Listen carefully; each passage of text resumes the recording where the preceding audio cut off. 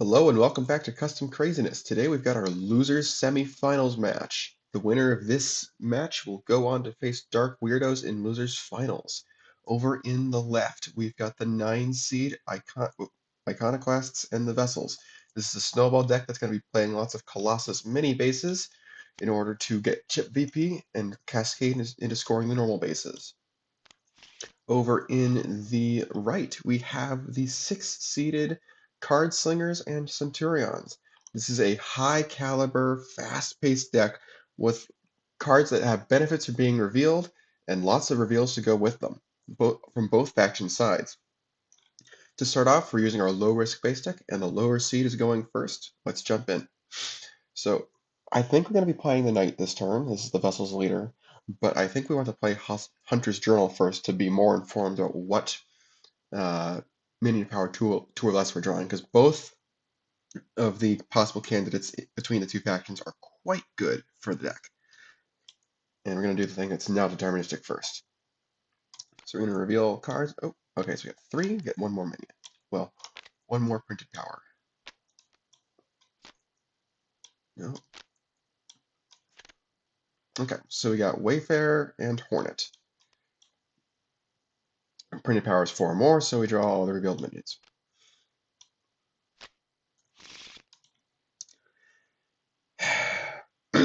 Now we've got a difficult decision to make. I think what we want to do is we want to grab a sibling. Because as good as the Colossi are, the siblings are very important as well. And even with a Wayfarer in hand to drop it for 7, that's just very, very slow at the moment. So I think I'm going to play the Knight, and obviously this guarantees the Knight can use the rest of its ability. Grab a sibling. Then we'll draw 2. Plus we're likely to draw the other one, the other kind, eventually anyway, so.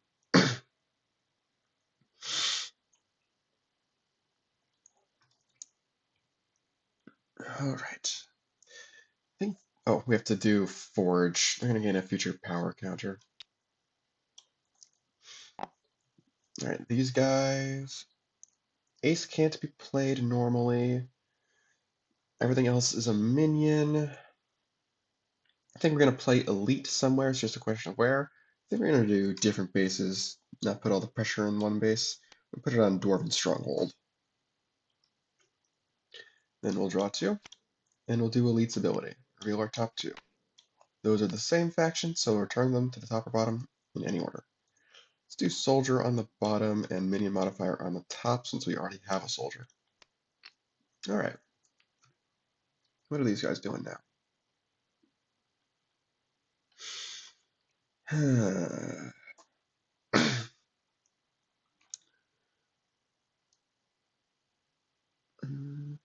I think we can just play our sibling for now. We can play it on Dwarven Stronghold. And then, do we play Monarch Wings on it? I think I'm good with that. Yeah, I like that idea. Start building our stuff up early. This is a really good base for them. Alright, oh good, Shadow Sword. Alright, start of the turn, we have to do Dwarven Stronghold. Breakpoint goes down by 1. I think they're going to play second Elite. In this one, I think they can put on the Forge. Again, they don't have an action to play, but that's okay. Double Elite is really good. They will, I think, gain a future power counter as well. Alright, I'll just draw 2 for turn. Do Elite number 1. Those are the same faction, but card sharp's going to get played. I'm going to put card counter on the bottom. We're going to play card sharp here. Put a card from our draw card and put a card from our hand on top of our deck. We're going to put Ace on top. So that gets revealed by, oh, and we have to do Forge as well. This will be a draw counter. Actually, no, we should be a reshuffle counter since we've got Ace about to go to our discard pile. And then we'll do Elite number 2. Reveal ace and card sharp. Okay. These doesn't matter where we put them, even though they're the same faction. So ace is going to get played, card sharp's going to get played. Do we want to just put that on the forge as well? I'm not opposed to that. Get the last kind of future counter? Sure. I think we're not going to put anything on top of our deck this time. Alright. That's turn.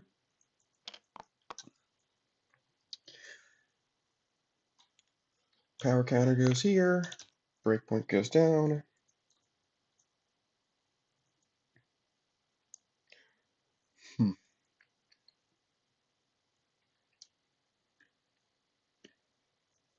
This is a strange situation. I kind of want to just do Hornet for now. Start building up that sibling even more. But at the same time, if we don't act quickly, we might lose the knight. Okay, here's what we're going to do. We can play Ogre this turn and move the knight away. Yes, I like that idea. You can use Ogre as a station for farming future counters with. Okay, before we do that, do we want to use our future power counter? I think not yet. I think we want to have the bonus VP as an option in our back pocket. We'll bring in a draw counter first. Then we'll use Ogre's Talent to move the knight over to dimly lit room. And I think we're not going to play an action. We got nothing we really want to play. Okay, Ancient Swords. More mini modifiers is good. Alright. What are these guys going to do? I think the forge is definitely a lot less appealing now that the knight's not there.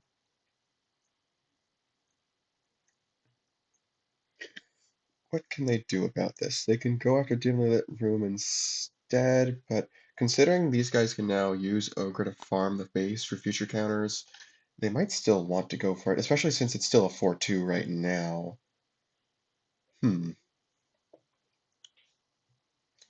If they wanted to do that, how would they do it? Hmm. Let's see. They mostly have minions to play. They could do soldier, and they could do, let's say, recruit. Recruit would be worth plus, what, 3? Oh, no, they can't do that. It's the same faction. They could do soldier into high roller, or soldier into gambler. That's 14. Let's say we do gambler, it's 18.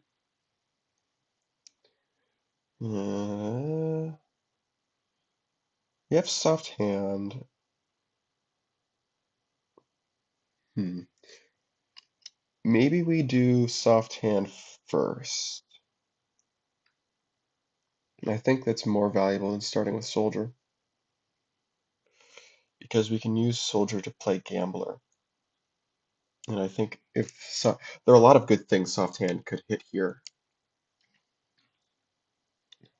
For instance, it could hit card counter, and then soldier into gambler turns card counter on. And how much power would that be? We need to add 13. This would be 5, 8, 12, 13. That would be enough if we had a... I think there are enough things. All the options for soft hand will add some amount of power. Let's be clear. Oh, we do have to do Dwarven Stronghold. Let's start with that, since it's mandatory. Now we do soft hand. Actually, hold on. We may want to use a future counter first as well. Yeah, let's use our future reshuffle counter. Put back ace. And then we'll play soft hand. I'm going to shuffle the hand up. And whatever this card is, okay, that's what gets played, potentially. As we got revealed, you can play it or draw 2 cards. Now, if we move Elite, do we move it over to dimly lit room? That would be, what, 6 for 11? And then we could just do soldier and card counter for base 3. The base Yeah, the base of 3 power. It's not bad. Hmm. It's not bad at all. Get another card play from the top of our deck, which could restore our future counters. I'm not opposed to that, actually. Because we're not breaking the four. Well, we can break the force, but it costs us both elites, which seems pretty bad. Okay, yeah. I say that's what we do. We do mini modifier. It's not the best. It's not the best thing to happen, but we're dealing with what we got. Okay, and then we play soldier and card counter. And unfortunately, we haven't revealed 2 cards. We've only revealed one card. But oh, did I miscount this? This is definitely 12. That's definitely. Oh, I did miscount it. Okay. So they have to use their future power counter if they want to do this. Okay, actually, that changes things. Hold on. The fact that I miscounted is important.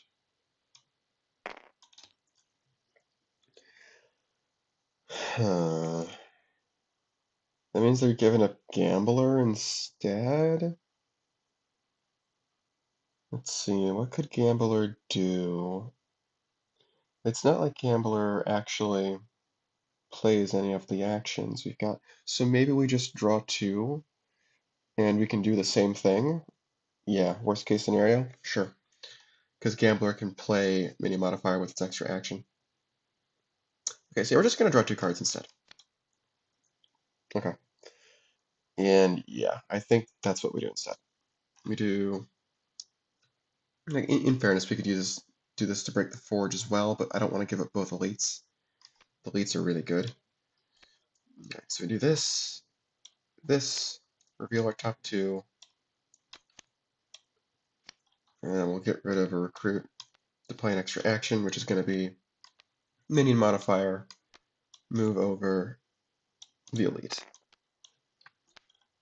And we're up 2 cards for our trouble. Alright. Dimly lit room scores. Yeah, nothing they can do. So that's 3 and 2. They can play a card at the top of any player's deck. They're gonna do their own. That is choices, that's right. They did know what that was. That is another option, another positive for Gambler. Uh, Knowing that, does that change the decision? Because what would they play with choices? They would play, I guess, recruit and smashed up. Yeah, I feel like they'd rather gamble on whatever this is because they're not using choices very well in this scenario. Huh. Okay, sure. That just gets rid of that because it's just gonna get destroyed. Okay, yeah, whatever. So it just gets wasted. It's fine. But this is at least a card that you have to play around, even if it doesn't often end up doing anything. I think it's probably better to not have to worry about it.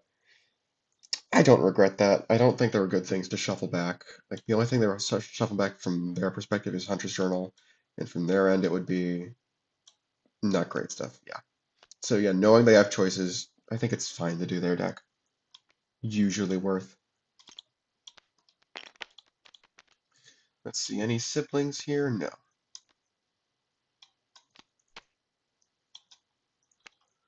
All right. We have to do Elite. Those are different factions, so we draw them. We can organize things a little bit. If you haven't seen Centurions before, to clear why I'm organizing things this way eventually, probably. Okay. This is mandatory. Yeah, losing the what's it called does suck. The knight. The knight.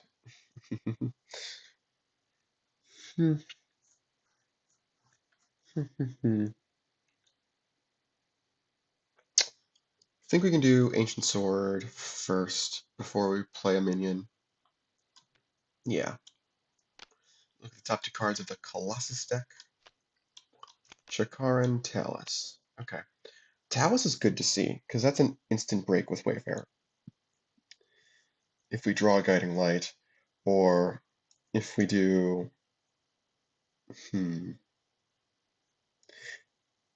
Okay, so we're not breaking any Colossus this turn necessarily, but I don't feel totally uncomfortable with leaving a Colossus out for one turn,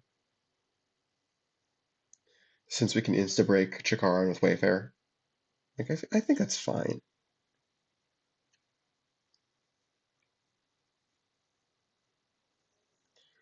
Yeah, I think that'd be okay. That's good information. We'll play our Shadow Servant here. We'll play Talus. Reveal our top two cards of the Colossus deck, but we look at them. But yeah, we're gonna play Talus and gain a future counter, and then Ogre will move us away. Yeah, not a bad turn. Sets up for next turn, get a VP for Wayfair. Yeah. Yeah, even better.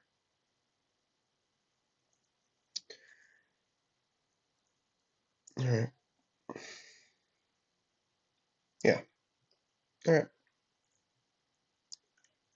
This gives us a chance to waste Elite on Chikaran as well. Yeah, it does. And we have second Wayfair after that. It's funny. Alright, cool. This is an interesting course of action. Alright. What are we doing?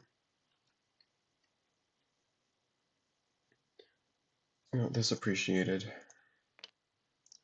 Don't have anybody for Dwarven Stronghold. Can we break the... We don't necessarily want to break the Forge now. It's a 4-3. It's probably going to stay a 4-3. We could just play High Roller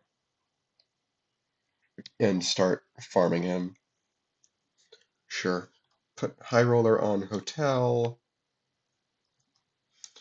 I think we reveal card counter to draw a card.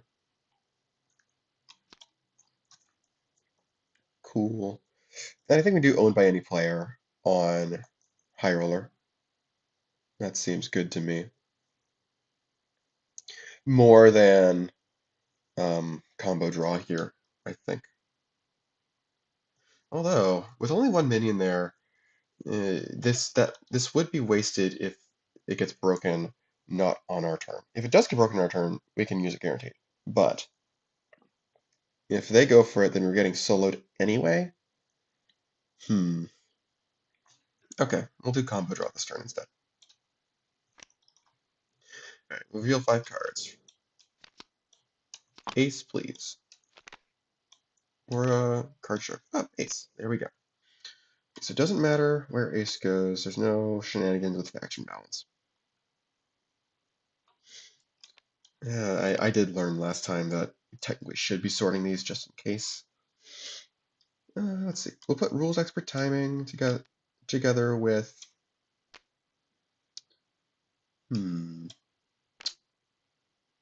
what kind of one good card, one bad card in each, or one mediocre card.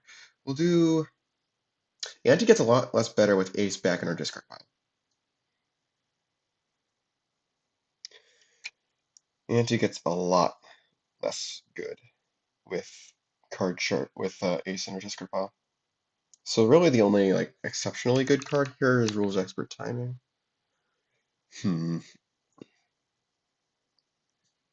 Tough choice. I mean, we could separate it like this.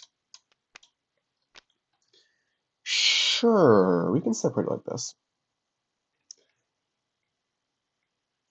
And yeah, they're going to give him the 3. Rules expert timing is, well, Rules like they have used their action play already, and that is cards out of the deck, especially with high roller in play. It actually might be better to just give them the 1, even though it's a better card. Yeah. And this gets played.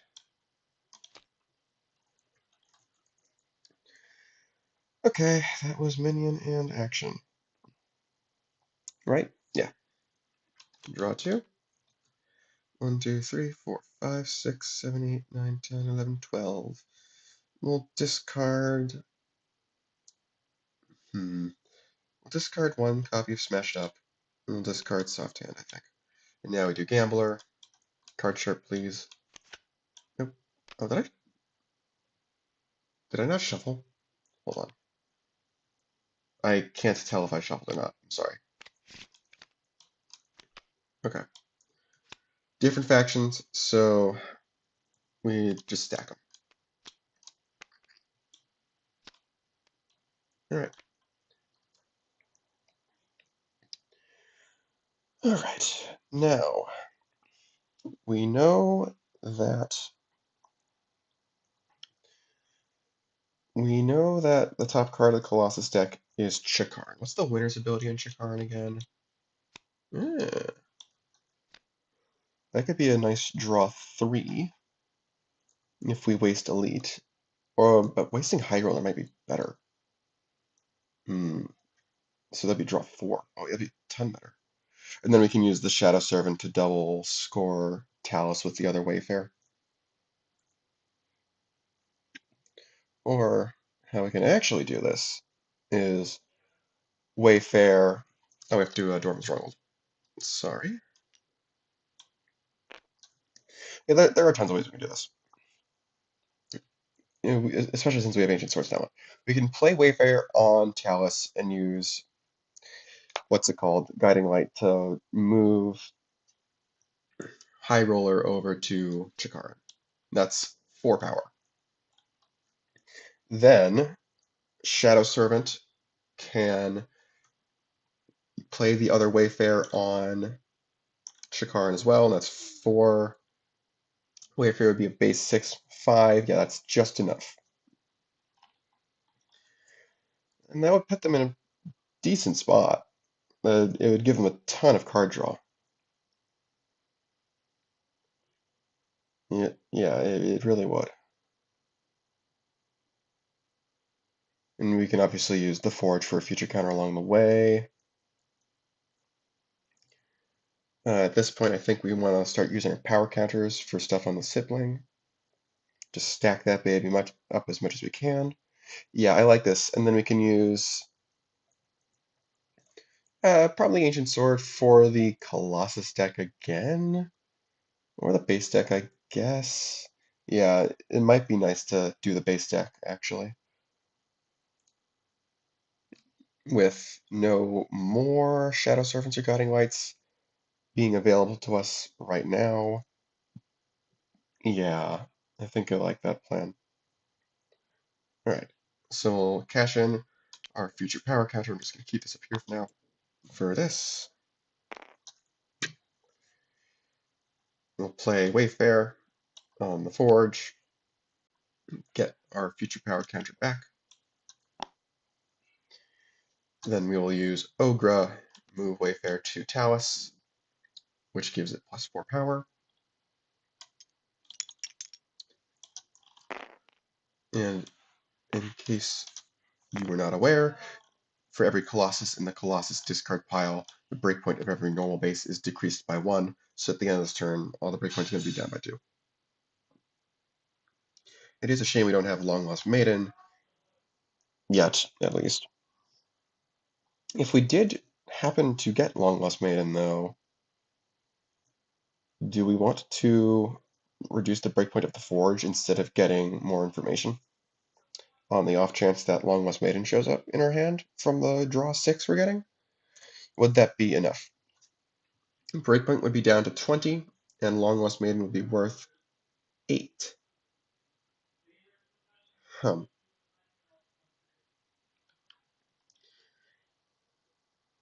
That is sort of disappointing. I guess we could do Shadow Servant number 2. We could pull a second Shadow Servant with the first Shadow Servant to cover that extra 2 power, in which case we kind of want to use one of our other future counters right now. Just thinking about the possibility. That would put the score at, what would that be, 8-7? It's not a bad score. If Longlost Maiden shows up, of course. So maybe we use our future draw counter to increase the odds even further. Sure. I like that.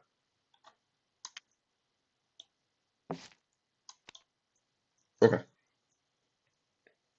I think for one way or another, we're probably going to play that second Shadow Servant now anyway. But on the off chance we do hit it, then that's nice, you know. Okay, now we'll play Guiding Light as our action, play Colossus, and we'll move High Roller over to it. Oh, I was wrong. The score will be 9-8, which is fine. I think that actually might be better for us. They've got Chip VP, although Ace is in their discard pile, so they're gonna have to reload Ace. And with High Roller gone, that's gonna be a bit harder. Okay, yeah, we'll do Ancient Sword, reduce the breakpoint of Forge, just in case, on the off chance. Okay, Talus scores. It's got 7 power on it. They don't have anything, right? Yeah, no. So that's 3. They draw 2 cards with the winner's ability. Okay, nothing yet. Grip Strength is nice to see, though. Shadow Servant will use its energy to grab a Shadow Servant, put that on the Forge, gives them their draw counter back. And to be clear, I'm fine with not using the reshuffle counter before we go into scoring phase, just in case we do, in fact, miss, because that would be pretty bad to lose a VP off of that. Look at the top 2 cards of the Colossus deck and play one. I'm just gonna hold on. Which one do we want? I think they want Finch. Yeah, I think they can do Finch the best. So what I'm going to do is I'm going to just put Lucinia back now. We're going to put Finch in this spot once Talus leaves, just so I don't have to put things all over the place. Okay. Let's see, we did draw Grip Strength. Do we want to use Grip Strength on that Wayfarer? Oh, we have to use this as well. To play second Wayfarer on there. It's going to have +3 once Talus leaves play, but -1 from Chikaran, which is perfect. Okay, do we want to Grip Strength on Wayfarer? Potentially. What would the upside of that be? We could get a second minion in Hotel California for defense. That's actually not a bad plan. Yeah, that's not a bad plan at all. Just have 2 minions there for defense. We can do other things with them later. I'm not opposed to that. Okay. Yeah, we're gonna use Grip Strength on Wayfarer. He's gonna have 2 power at the end of the turn, so I'm just gonna move that up, queue that up now. Alright, this goes down, this goes down. Finch is here. Yeah, there's no reason to... Oh, there actually is a reason to think we could score Finch if we play a third Shadow Servant with the second Shadow Servant. Oh, this is so funny.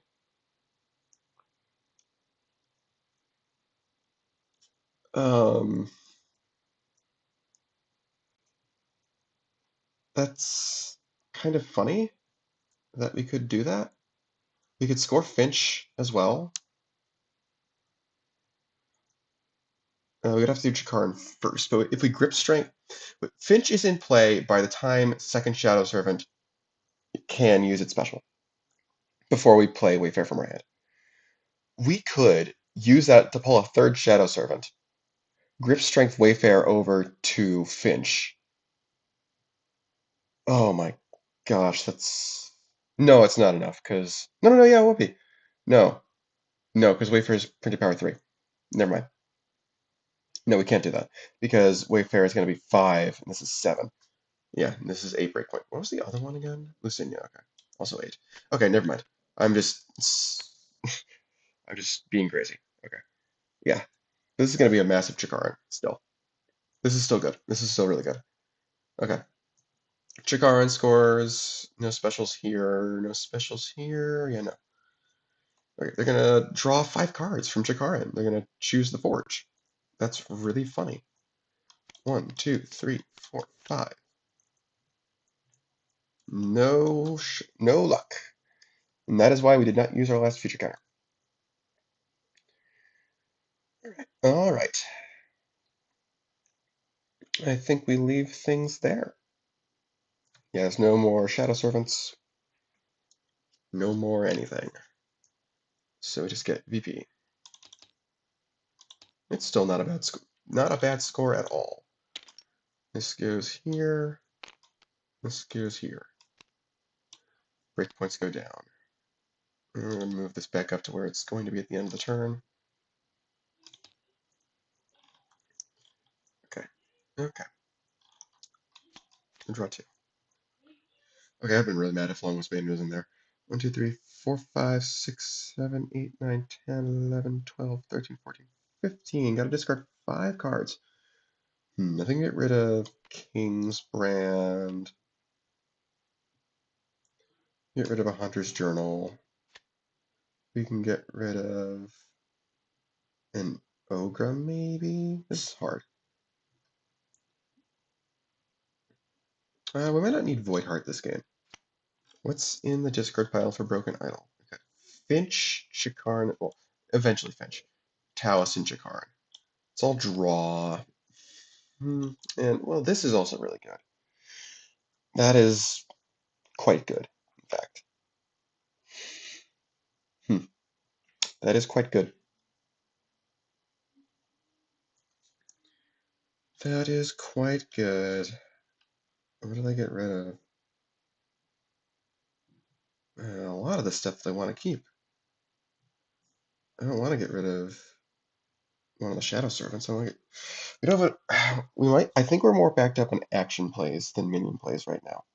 That's generally how this deck goes, is that it's more backed up in action plays.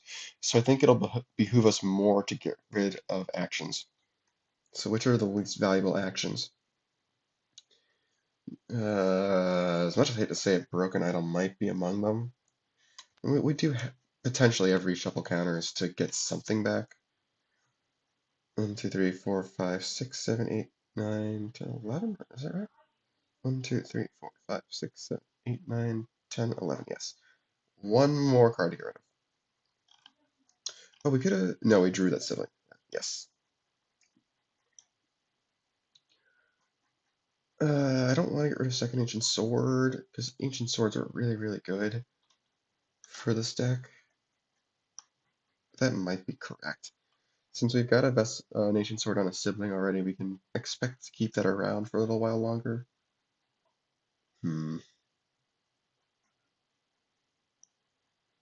Yeah.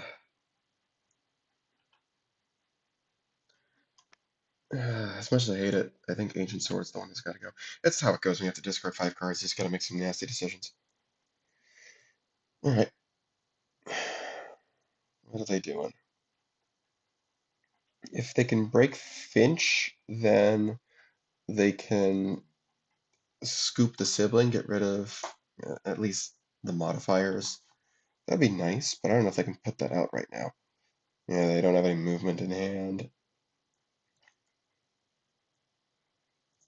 I would like to get another minion on the Forge soon. Maybe just go for the Forge. Take the 4/3. Be up to 10 to 8. Yes, 10 to 8. That's not bad. It's not bad at all. We need to add 9 power for that. Recruit is worth 5.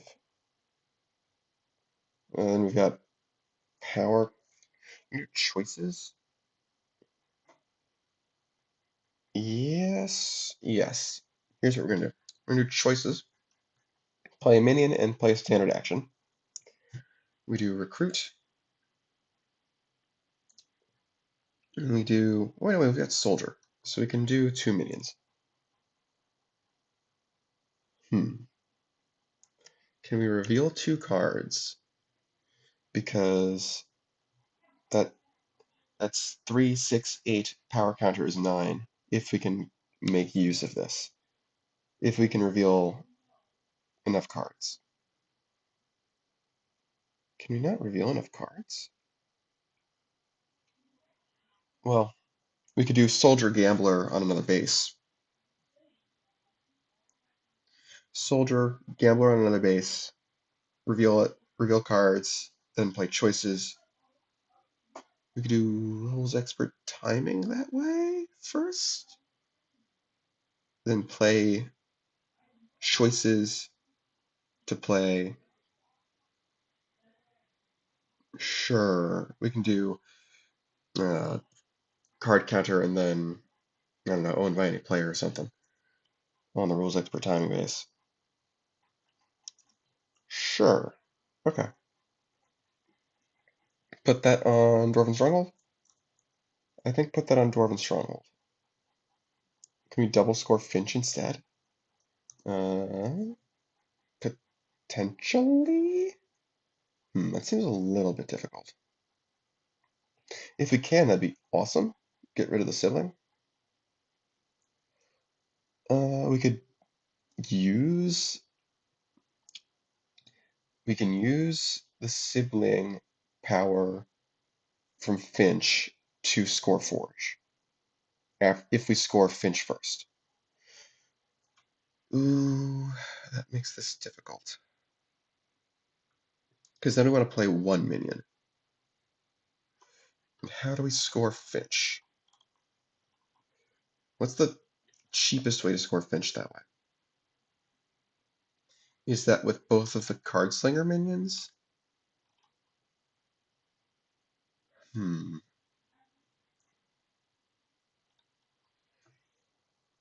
It would be ideally Card Counter and Twisted Fate, perhaps? Yes, that would be very, very cheap. That would be quite cheap. Yes, we do Soldier, Soldier, Twisted, no, Soldier into Gambler on the Forge. Then we do Choices, Card Counter, Twisted Fate. Yes. Then we have a dangling action play even? Minion, minion play, yeah, minion play. This is played off a soldier. Action play, choices, choices. So we would indeed have a dangling action play. I'm not quite sure that would be what that would be most useful for.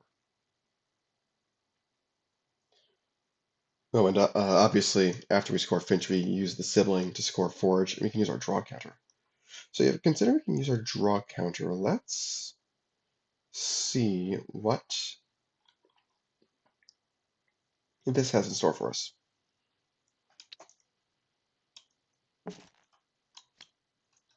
Oh, that's right. That's right, stack deck. Probably good that we could do stack deck. We've used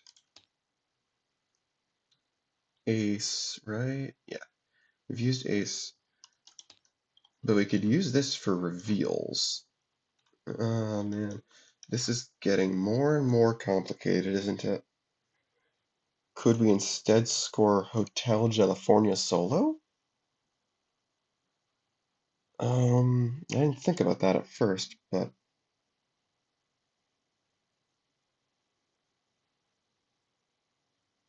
we totally can, can't we? That'd be a better use of Finch, even. Because this would be 7 +4 is 11. We just need an action play for owned by any player to guarantee the solo, which conveniently Gambler gives us. Wow. Okay. This is really good. This is like stupid good. Okay. So we do Soldier into Gambler. We'll do Gambler's Talent. Oh, wow. Um, well, now we don't even need to.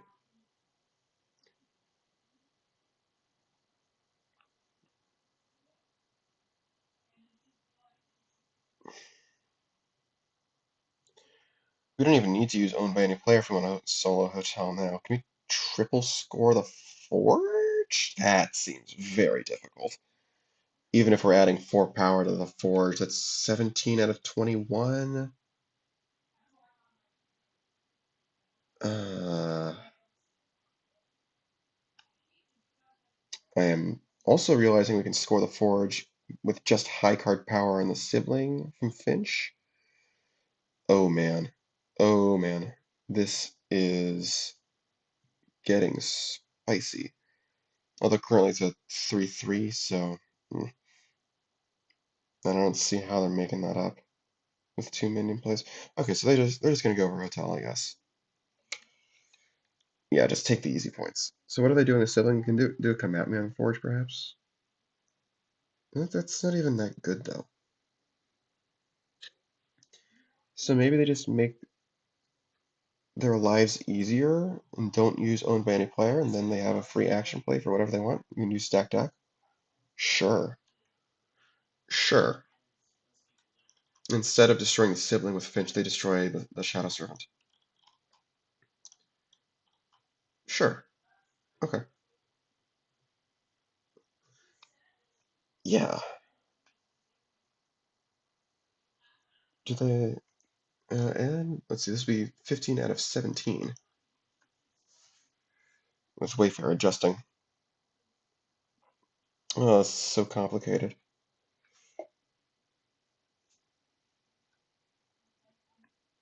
Oh, man. I think they just take the easy way out. Yeah, we'll quote-unquote discard high card, and it gets played. Yeah, we'll just take the easy way out. We'll do the +4 here.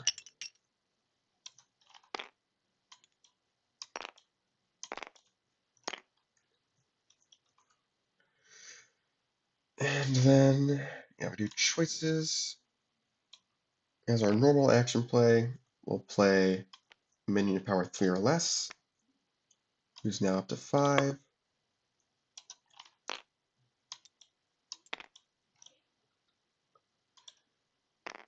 And we'll do Twisted Fate off of choices, reveal another 3 to give it +3, and exchange this with a 5.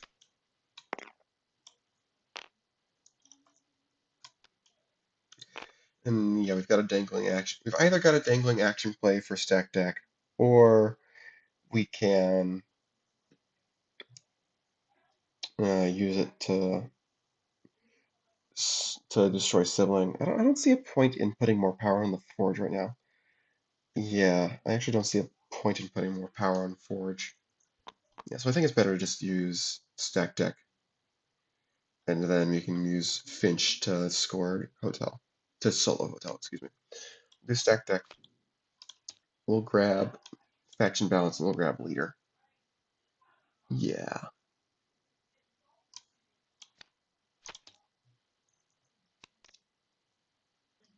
Yeah, those go top deck. Okay.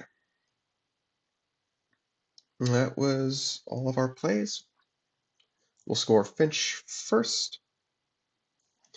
Destroy all minions that are power 3 or less. There are none to speak of. None of the specials matter. Winner, okay, they get the VP. Winner destroys minion power 4 or less. They'll destroy Shadow Servant and places power counters equal to its power on another minion. Oh, they actually don't technically need to put that power on anybody in Hotel because of Wayfair. But again, I don't know if there's much point in putting more power on the Forge right now. Breakpoint's gonna be 21. They would win it by adding 6 power there. I mean, that's not necessarily the easiest thing for them to do. And what would the score be at that point? We're about to make the score. Hold on, is this correct? VP. They got 2 from Ace. They got 1 from Chakar for 3, 6, 7. Yes, VP is all correct. So the score is going to be 11. I think even if we don't win by Forge being scored, I think it's actually okay to do that anyway, because once we're at 14 VP, our deck is so thin that we could very easily get Ace back and play it again. Yeah, or we can just, score another base. That'd be also pretty easy.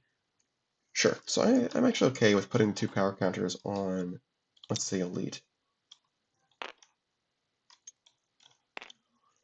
Okay. Finch goes away, which reduces breakpoints by 1 and gives Wayfarer power. Hotel California scores. A random minion by each player, controlled by each player, gets shuffled in. Okay, Soldier gets shuffled in. And Wayfarer gets shuffled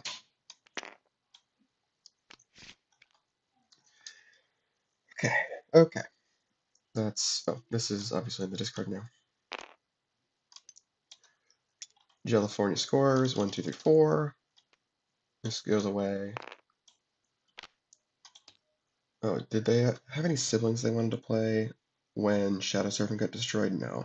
I don't think they want to. Ooh, it can go on the same base. No, it's a different base, okay. I knew there was a, yeah, okay. No, definitely different base, yeah. So no, they're not gonna do that. Okay. Other Castle Blood. Should be at 15. Okay. Draw 2. Oh, that undid stack deck. Oh, whoops. It's okay. It's obviously not good, but oh well, it's okay. It'll be okay. We'll be fine, I'm sure.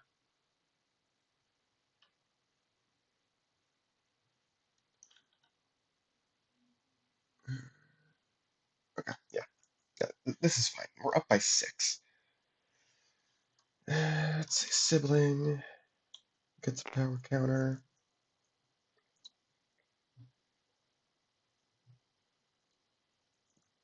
That obviously backfired pretty tremendously.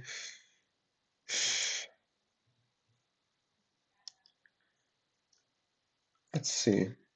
Let's see here. Can we like solo Castle Blood or something? That'd be nice. You can move both of our minions on the forge over there. It'll be 5. We can destroy something for 3. That's 8. Let's see. Hornet's worth 5 for 13. Can't quite. I am definitely wary of scoring forged and giving them VP. Can we do Dwarven Stronghold even though it doesn't have...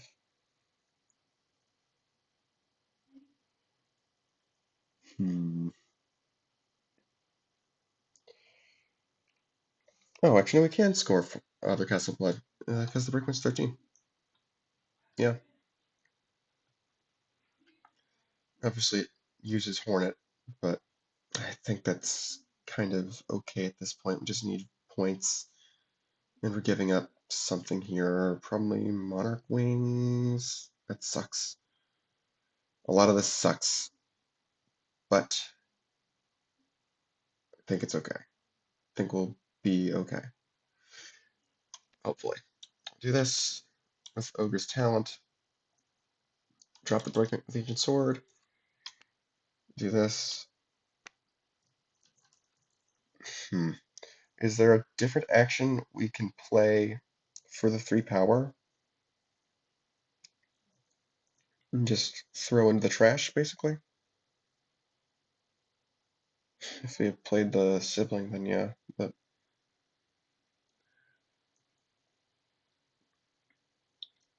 speaking of which, we're going to play sibling on the forge once this is done, so we can use a future counter. Probably future power counter.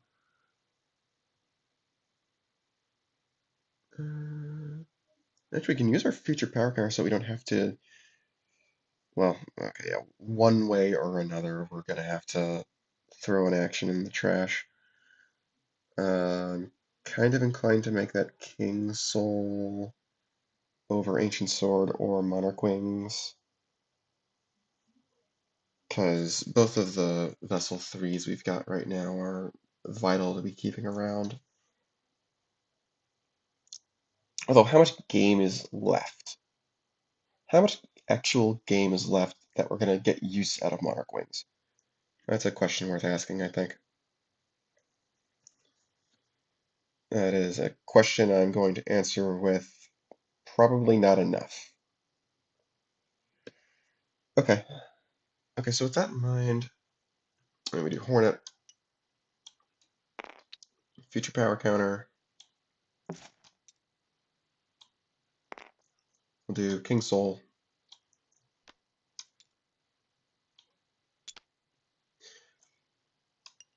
And then we'll destroy Monarch Wings with other Castle Blood for 3 power counters.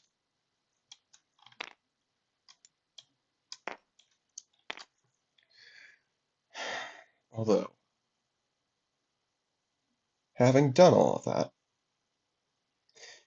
could we potentially use Mossy Vessel instead and keep all of these power counters? Hold on. This is worth considering how much they're down by. This comes back. This comes off. This goes back. Hold on. Reset. That is a way they can do this. If they play Mossy Vessel as their minion instead. Oh, that's strange. Oh, we didn't even do oh, we did do Dwarven Stronghold. Yes, we did. If we do Mossy Vessel as our minion, that's 8 power on other Castle Blood. We can play it on Dwarven Stronghold, move it over. Oh, this should be steel here as well. And then it becomes relevant to not destroy Monarch Wings and instead destroy something else. We can get 2 procs out of King Soul.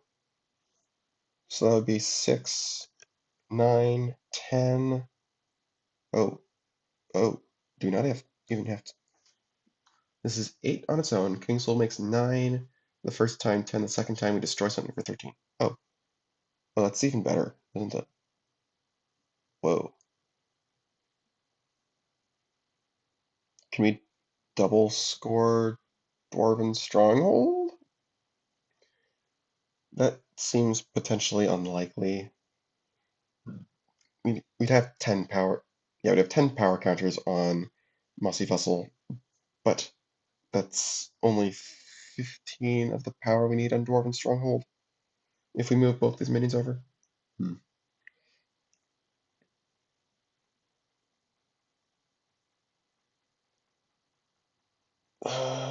What would we destroy instead? We would destroy Ancient Sword probably, or King Soul. Yeah, because now we're getting something back at 8 DP instead of at, what, 12 or something? Yeah. It's a lot more relevant. It's probably it's more relevant than more power counters from King Soul would be. Although we could still move our stuff over to Dwarven Stronghold to set up a come at me play. Yeah. I think I'm okay with that. Okay. Play Mossy Vessel. Move Mossy Vessel over. Sibling returns to hand and moves. Oh, wait, hold on, no. First, Port of Operations is important.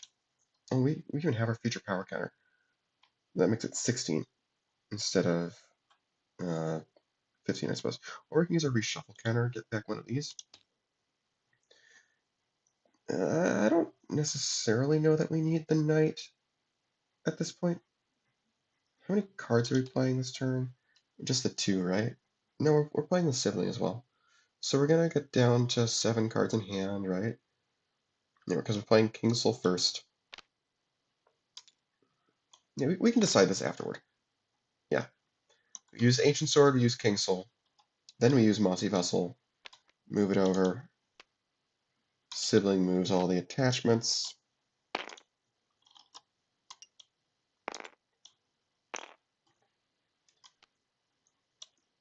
Boop, boop, boop.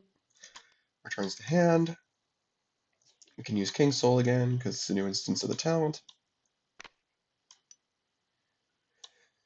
We destroy King Soul for 3.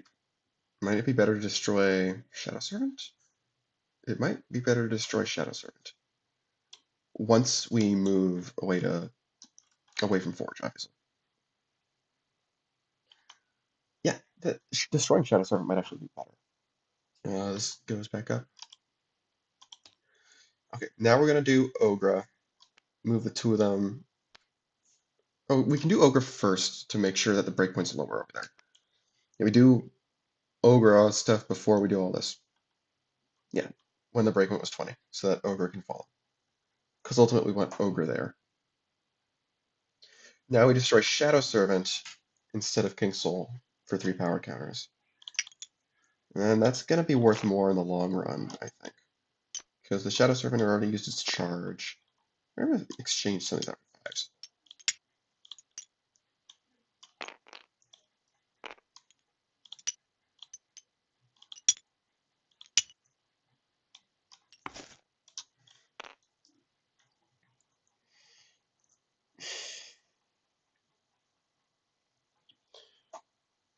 Yeah, this is definitely a lot better.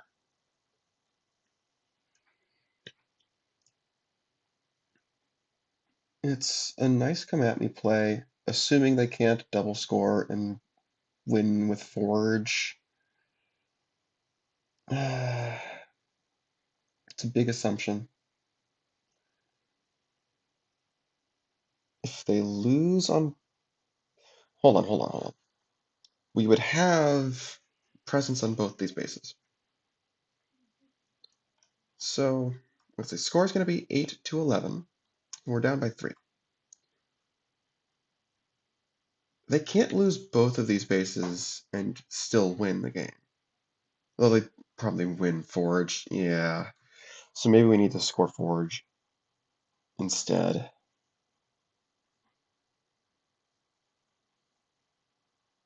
In which case, it might actually be better to destroy one of the actions, because it's all going to go away anyway. And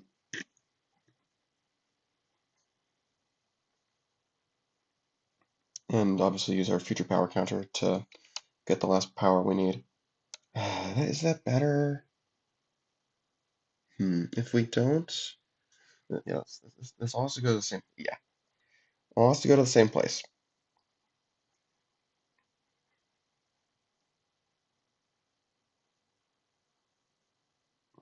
If we double score Forge, that puts the score at 8 plus 4, 12 to 13. That might actually be a more winnable position, even with no snowball. 12 to 13.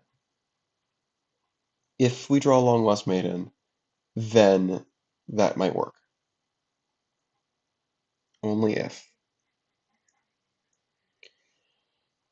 It's not like we'll have no snowball. We'll have another sibling out. And we'll have Mossy Vessel in hand. Okay, so yeah, I think it's actually better to not destroy the Shadow Servant, instead destroy one of the actions. Doesn't matter which, as long as it's not Monarch Wings.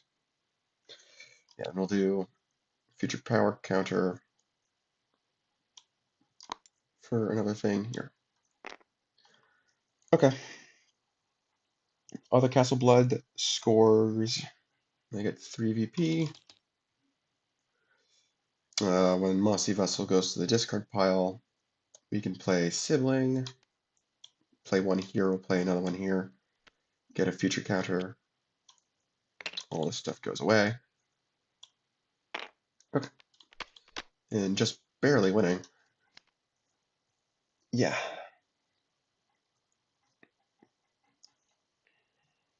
Alright. This goes away. Ooh. Okay, Pandora, probably a good base for them to see. They want 2-point splits. Alright, Forge scores. They spend their future counters for AVP. They do not.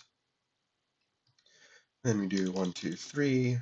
1, 2. Are they going to do Big Fat Loot? They might consider doing Big Fat Loot.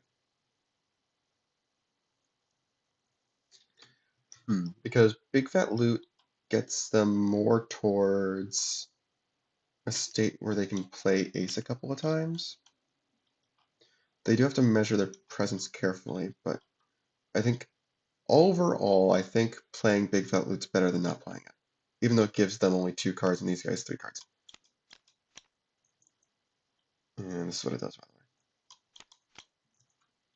Definitely. Good hit.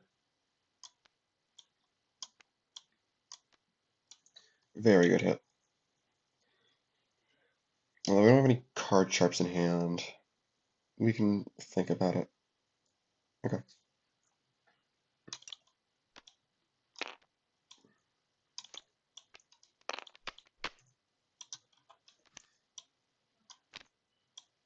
Ooh. Ooh, that's concerning. Okay. Draw for 2. Turn 1, 2, 3, 4, 5, 6, 7, 8, 9, 10, 11, 12. This is not useful anymore. This probably isn't useful anymore either. I think it's too slow. It's too slow. Okay. Can these guys win this turn? If they can score Dwarven Stronghold, then yes. Let's see. Might not be able to, though.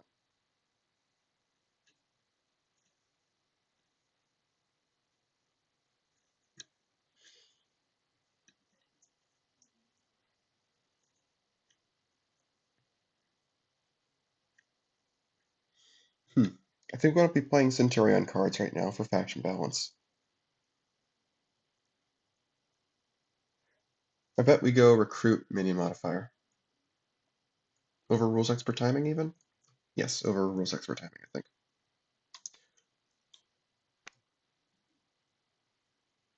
That +1 might be very valuable. Yes. Ooh, base modifier is not a bad pull. Alright. We have to do Dwarven Stronghold. Can they break Dwarven Stronghold? No, but at the very least they can probably do Broken Vessel. Obviously there's Echo Base out, and that would just win them the game. Maybe there's a world in which they leave the recruit on Echo Base in order to make sure that they don't lose if they go for it. Yeah, I think they like that. And that actually does that incline them more towards playing rules expert timing instead? It might. I gotta think now.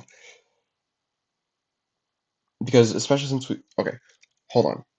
Yeah, analyzing this more critically. They've got Ogre out, and we know they have Mossy Vessel. So this can move over for 3, 5, 7, 9. This could be 4, 6, I guess. So that's what? 9 plus 6 is 15. then they just need an action for 2. Yeah, they got plenty of actions that can add 2, and that wins the game, which should have been a very, very winnable game for Card Centurions. So they definitely want to play Recruit at Echo Base instead. Now, the question is, does that make them want to play Minion Modifier instead of Rules Expert Timing? Because the upside is it gives them an easier shot at winning Dwarven Stronghold next turn. Downside is if, oh, they can do Base Modifier. No, they drew Base Modifier, that's right. I say they do Rules Expert Timing instead. Yeah, without knowing what their hand's going to look like next turn, I think they need to make sure they lose as few cards as possible in an overtime situation. Yeah, because Rules Expert Timing can let them get back Ace. Gotta remember. Okay. Yeah, this is better.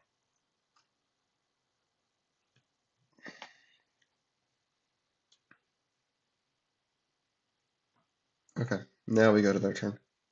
Obviously, this gives up the power counter from Dwarven Stronghold, but I think it might be worth it to make sure that the game doesn't end in a loss. It's usually pretty worth it.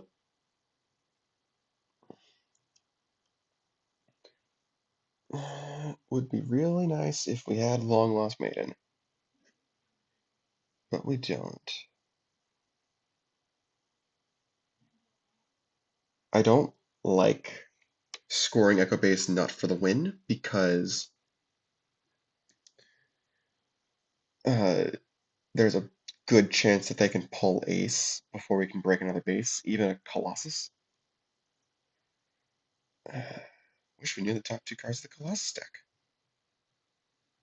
Oh, no, we know one of them. We know one of them's Lucinia. Can we score Lucinia this turn? No, right?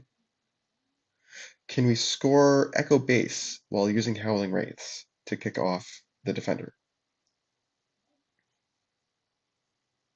Can we use Broken Vessel to kick off the Defender? That sounds hard.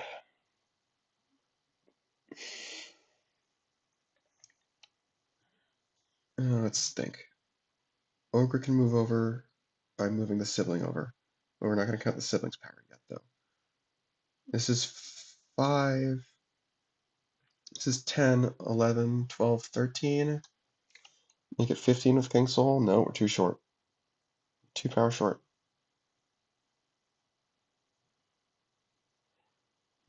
I think that means we evacuate stuff with Ogre.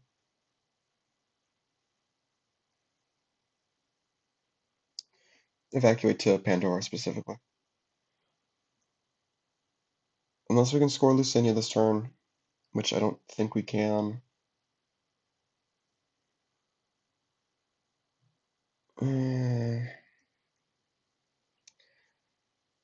Well, let's think.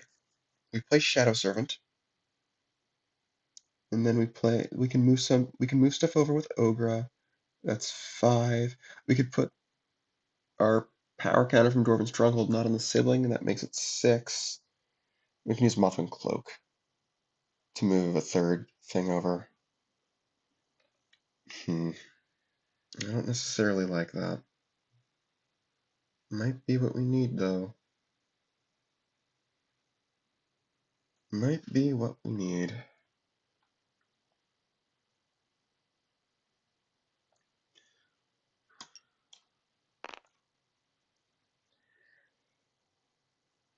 And what's the winner's ability on Lucinia? Draw an action from your discard pile.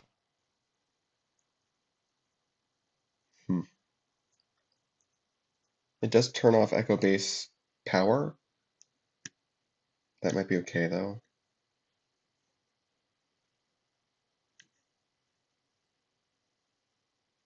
I just wish we had... I just wish we had one more way to draw cards. Because I think if we had Long Lost Maiden, this would be a win. Right here. We gotta remember Shadow Servant can pull somebody for us. That could be Mossy Vessel to save Ogre.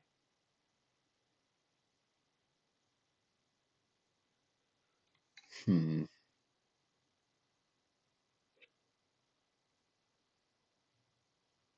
Hmm.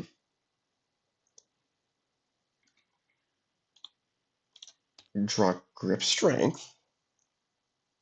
Save another of the minions.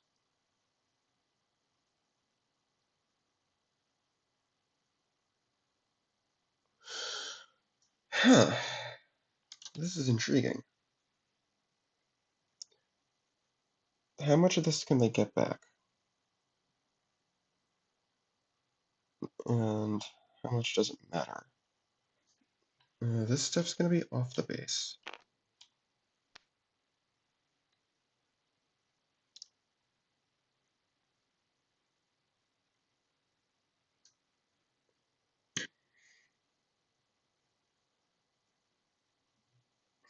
Hmm. And then we can bring Ogre back with Mossy Vessel. Then we can bring somebody back with Grip Strength. So it's gonna be 4, 7, 9 out of 20. No, that's not good. Do we make a stand somewhere else then? Do we not bring back Grip Strength? We could just not bring back Grip Strength. That's perfectly fine. Again, I just wish we had Long Lost Maiden.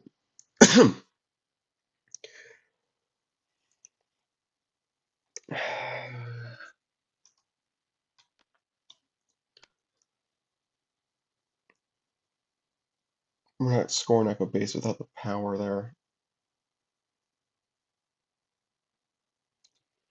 We can only get, what is that, 4, 5, 6, 7 power over there?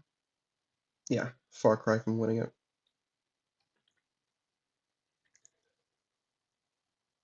Uh,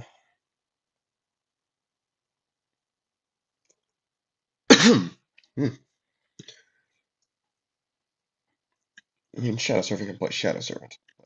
That's still not close enough.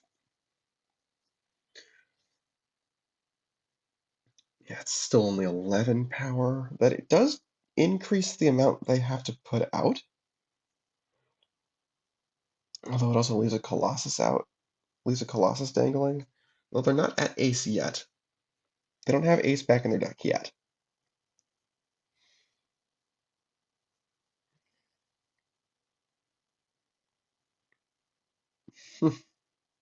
This is tough. Yeah. Yeah. I think the Come At Me might be their best choice. Strange. Okay. Let's do it. Alright, we play Shadow Servant. You can look at top 2 of the Colossus deck. Lucinia, Persig. Is Persig better?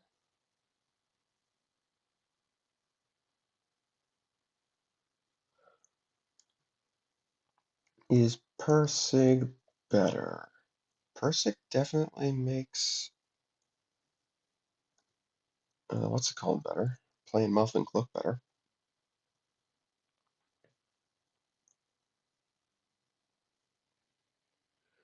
Let's see if we play Persig. Maybe we don't need to do the Come At Me if we're playing Persig.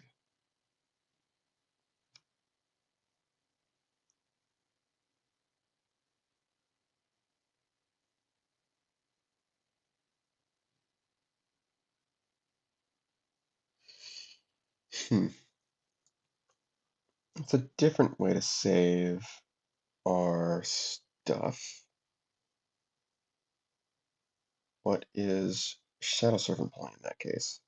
Maybe it's not pulling Mossy Vessel to save Ogre. Maybe it's pulling Hornet to have stuff on Pandora, and we move the stuff to Hornet for convergence onto Dwarven Stronghold. Okay, this I think I like that. We play Persig. Do we still leave a Colossus dangling? Hmm. Can we score both? Surely not, right? Yeah, no, we can't. Okay. Okay, so now we do. Oh, this gets an energy. Move this stuff up. And yeah, our last 2 power is coming from. Yeah. What we can do is put. We can use Ogre's Talent to move the sibling to somewhere else. Oh, it's total printed power to less, right? Yeah, total printed power. Okay, never mind. Never mind. Okay, so yeah, we use Ogre's Talent to move the Shadow Servant away, but we don't move Ogre with that. We move Ogre with Mothling Cloak.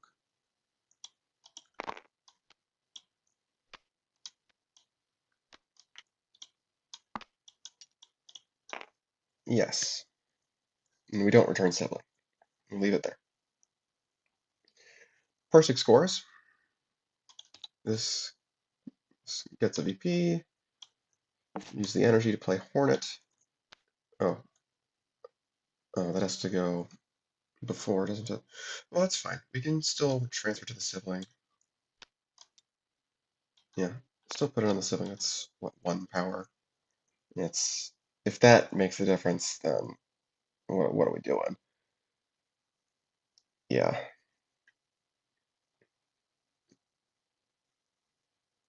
Yes, I like this. All right. We'll see what happens. Breakpoints go down again. No long lost maiden.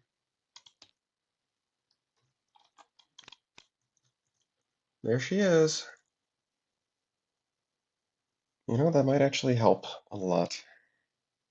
We might be able to pull this out. We'll see. All right, depends on what these guys can do, though. All right, let's organize our hand for faction balance.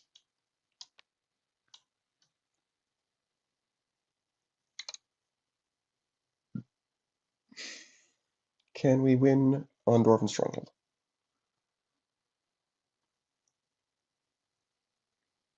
Probably.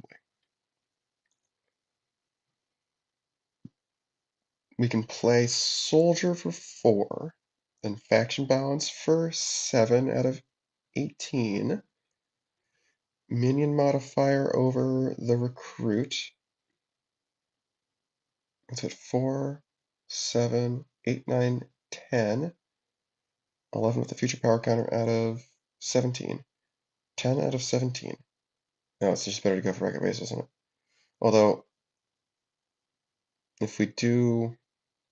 No, that has to be...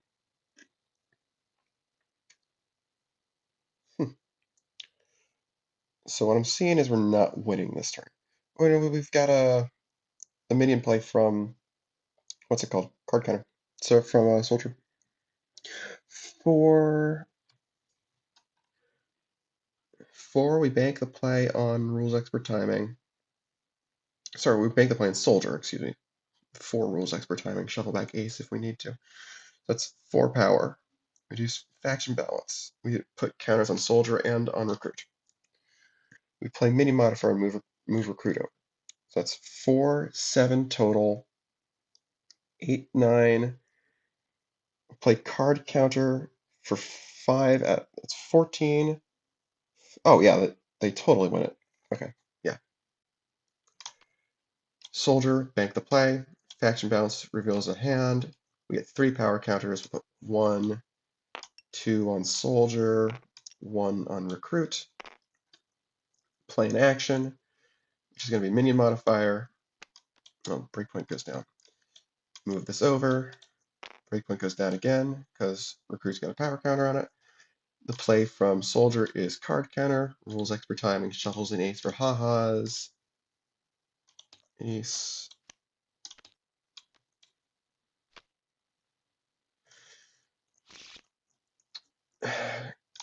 Card counter's got +2 because we revealed more than 2 cards, or at least 2 cards, I suppose.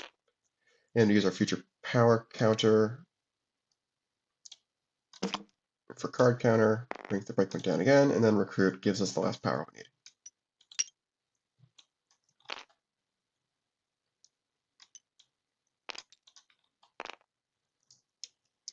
Is this the correct amount for this to be down? Yes, it is. Oh man, that one power counter did matter. Wow, it did matter. That is so funny. Was was there a play that got them more? No. No, that was the most they could do as well. Oh man. Wow. That's pretty awful. That sucks for them. Okay, because what could they do their next turn? They could have played, assuming, yeah. So officially, Card Centurions win this game, 17-15. But assuming we had the same setup as before, and Ico Vessels got one more turn. I'm just curious. This is all off. This would get a second power counter. We'd have. We could play a Colossus however we wanted. That would be uh, Lucinia or whatever is on top if we play Shadow Servant.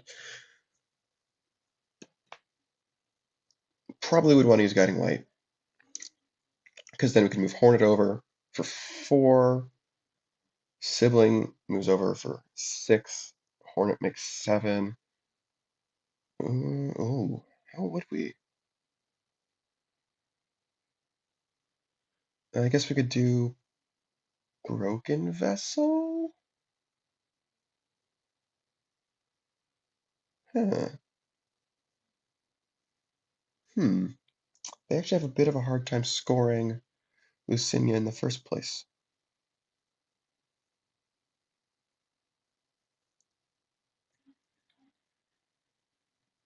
Hmm. Well, okay, let's think. Assuming they score something. There, I think there are ways they can score Lucinia. Long Lost Maiden would be worth 5 plus it would be what? 5? Yeah. Long Lost Maiden would be worth 10. The breakaways would be down by 5. Let's say Echo Base is a 15. That's 4 out of 15. Oh yeah. Yeah. Yeah. So I think what they would do, yeah. What they would do is they would have played Guiding Light to play Lucinia, move Hornet over. Hornet places a power counter. Sibling moves up with Moth and Cloak. They play Broken Vessel, even though it can't destroy anything, it's just to steal the equity so they can use it later and play the Sibling later. They score Lucinia. After Lucinia, we do clean up first, so Sibling gets played and the equity transfers away. And then once this goes to the discard pile, we would play Long Lost Maiden for +5. And that would have won the game, yeah. Wow, very close game. We'll see if Ico Vessels can actually pull off 2 more wins in the next 2 games, or if Card Centurions will walk away with the win and move on to losers finals. It's time for game number 2. We're using our medium risk base deck, and Ico Vessels are going first again since they lost the last game. Let's just jump right in. This is a pretty bad opening hand. Uh, hmm. I think what we're going to do Sibling and Monarch Wings on Fiesta. It's just probably the best base for it. Ire Reclaimed is very tricky for Vessels. And we don't want to put out a Colossus without a plan. Oh man. Okay. These guys, I mean, yeah, it's hard to complain when you've got stacked deck in our opening hand. Let's see, what are we going to play though? I guess we can play stacked deck and we can play Card Shark. Yeah, what are we going to grab with stacked deck? I guess we can do High Roller. Let's start with that. Come on. Nope, not High Card. High Roller. High Roller. You just grab both leaders maybe? Let's see, what else would we grab? Faction balance. It's too early for that. We'll just grab both leaders. All right, put those on top of our deck. I actually think we are okay with not playing a minion. Unless we really, really want to play card sharp normally. I don't feel like doing that. Yeah, we'll just not play minion, it's fine. All right. Let's see. I guess we are playing that Shadow Servant this turn. At least we get our pick of Colossus. And we can put a Bishriek on the what's it called? The sibling? Yeah, I guess so. Let's play it on Ire. It's Skarnax Tartarus. Hmm.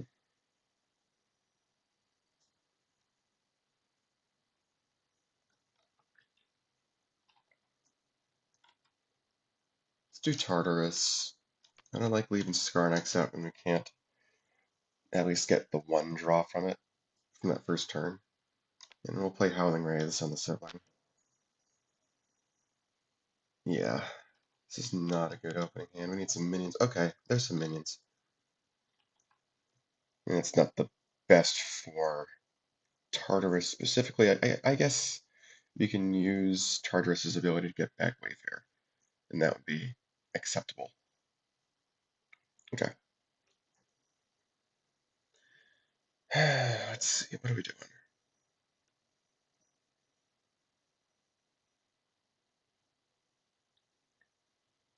We can use Checkpoint Aleph in order to set up Ace next turn. What are we doing with High Roller this turn then? Maybe we played Leader instead? No, I think I'd rather play High Roller. Where to play him is a little bit tricky. Maybe just play High Roller and take a gamble with Aleph. It's not the worst thing ever. Hmm.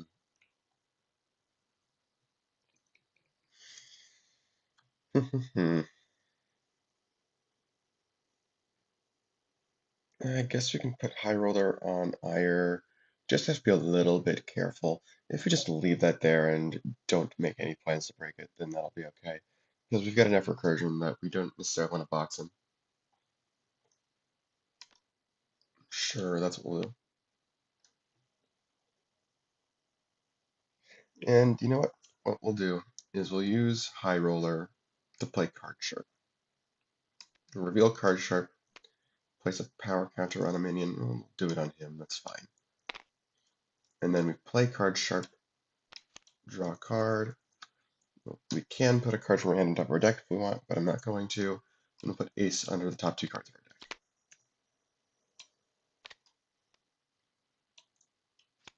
And let's see, what do we got? We have an action play still, right? New owned by any player on High Roller. Sure. All right.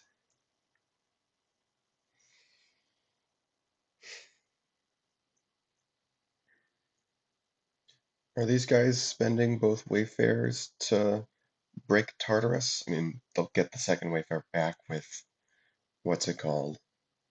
So it's not the worst thing ever.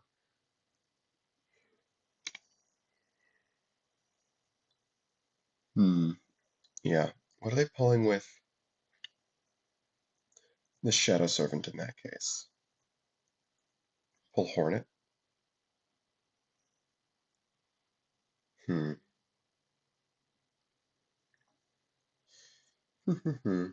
Yeah, just pull Hornet. Put her on Aleph, I guess. Are we gambling with Aleph then? Hmm. There are some pretty bad hits.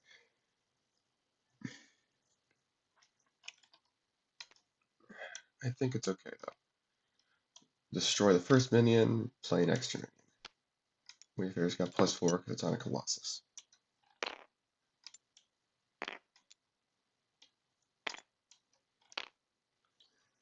Now they'll just take their VP, shuffle Wayfarer back in.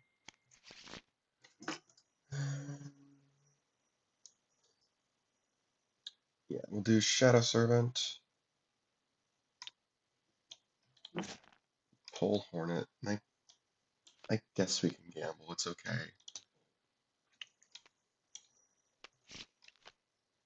Okay, they can just play that. Oh, it's actually really good. Let's put that here. And we're still in after scoring, so we can use that to shuffle the other Wayfarer back into our deck. Lovely. That worked out well.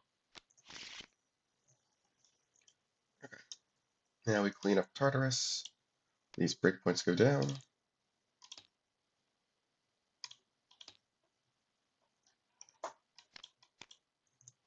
Ooh, second Hornet. That's nice.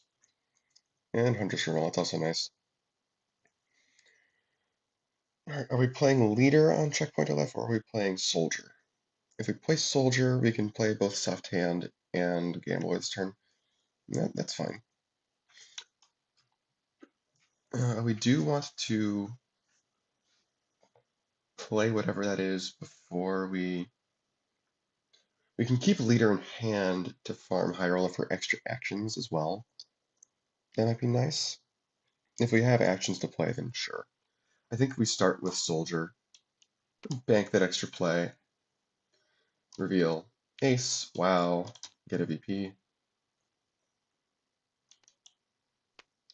Then we'll play Soft Hand with Soldier, reveal the random card. Okay, so we revealed the Leader. I don't know if we would necessarily want to play it. I think we'd rather just have the draw 2. Keep that in hand for High Roller. Just draw 2. We've still got a normal action play, and we got High Roller talent. We could reveal Gambler. Actually, no, we played Soft Hand with.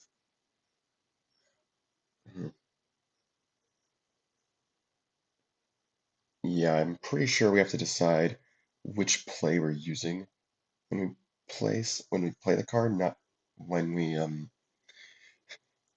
not afterward. So I said that we used Soldier's play for it. I guess we had more access to action plays, so using an action play for it makes more sense. Yeah. So we still have Soldier, a Card Slingers card, and we have High Roller talent. Yes. So we can do High Roller, reveal Gambler to shuffle back Ace. I'm not opposed to that. And then play Gambler. Sure. Reveal Gambler, shuffle back Ace, and we'll play Gambler. It's risky to put it on Fiesta, but it's probably not the worst thing ever. Gambler's talent is it's not the best thing for others, since usually getting rid of your cards is bad when your cards are good. I think we're okay with doing that. I'll do Gambler.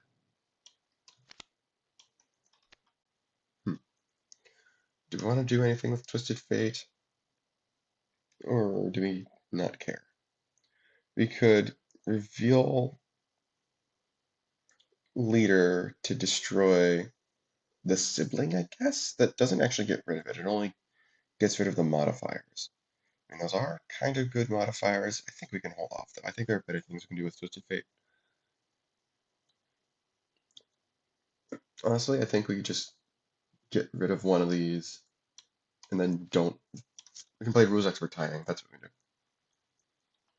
Put Rules Expert Timing on whichever base we're going to break first. Let's go for Fiesta. Put some pressure on here. Yeah, I like that. Okay. That's what we played with Gambler. Yeah, we're good. Yeah, okay. Let's get organized. Okay.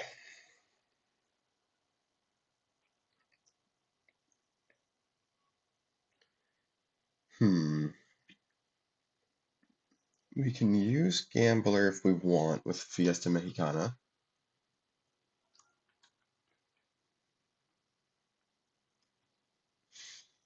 What are we doing? I think we start with Hunter's Journal, no matter what.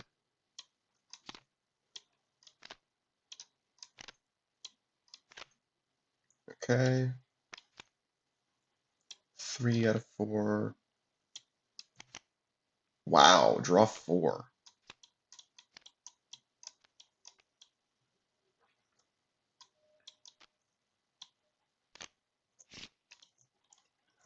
That's pretty lucky. Okay, now what? We've got Hornet's Talent. Use for that.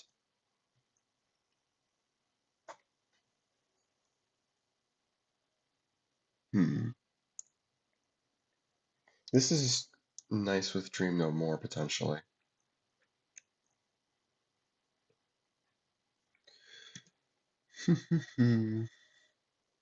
But maybe we just play Hornet for now? Second Hornet?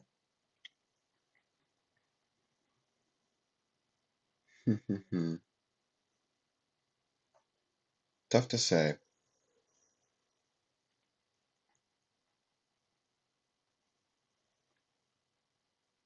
Yeah, I guess we can at least use Gambler's Talent and see what our top two are. Shadow Servants. Do we have actions that we want to play? No, I don't think we do. I think it's better to just have the Shadow Servants. Shadow Servants are good. So now what? I guess we just play second Hornet. Start building up this sibling here. Although we know they've got Leader and Twisted Fate, so they can take that sibling out whenever they want. But that's just always going to be hanging over our heads. I don't think it's worth stressing over too much. Yeah, putting second min here is good for making sure we get points. All right, 2, 3, 4, 5, 6, 7, 8, 9. Yes. Okay. What are we doing? We lean towards playing Card Slinger cards with faction balance in hand. We want to draw more Centurion cards. Suppose we could start with Gambler.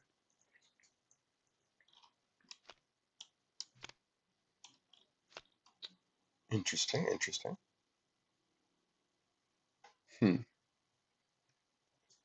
Can't reorganize these now. Can we go for Fiesta? Break it?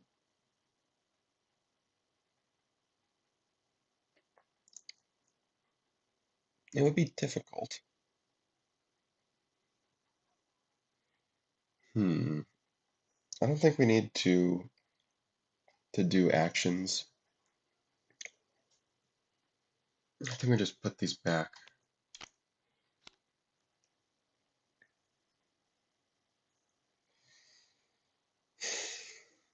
Hmm. Yeah.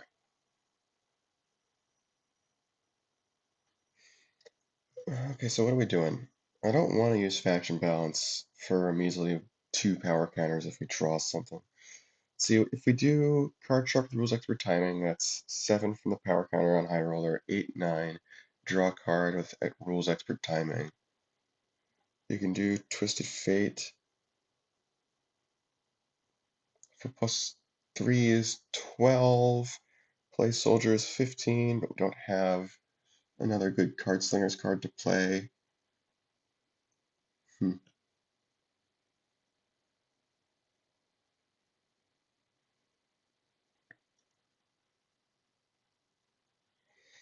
Maybe we play Twisted Fate normally. Reveal the 2, reveal the card shark.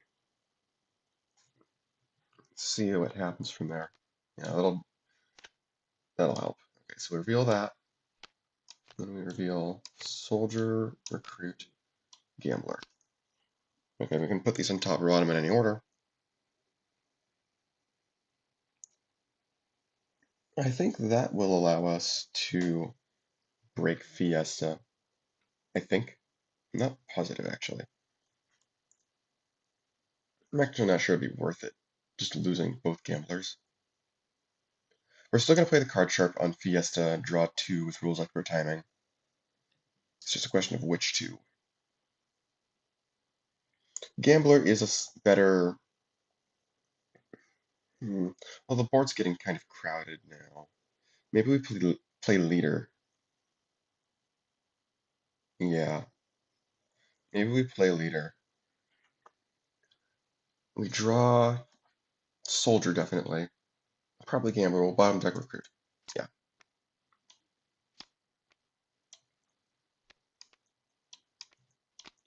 All right, we draw a card sharp. We play card sharp. Draw a card.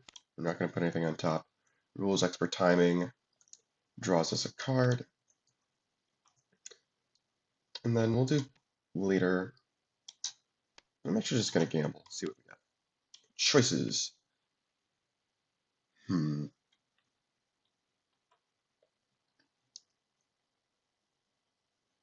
You know. Hmm. Can we go for checkpoint left, perhaps? This is so discombobulated. We're going to bank both of these plays, I think.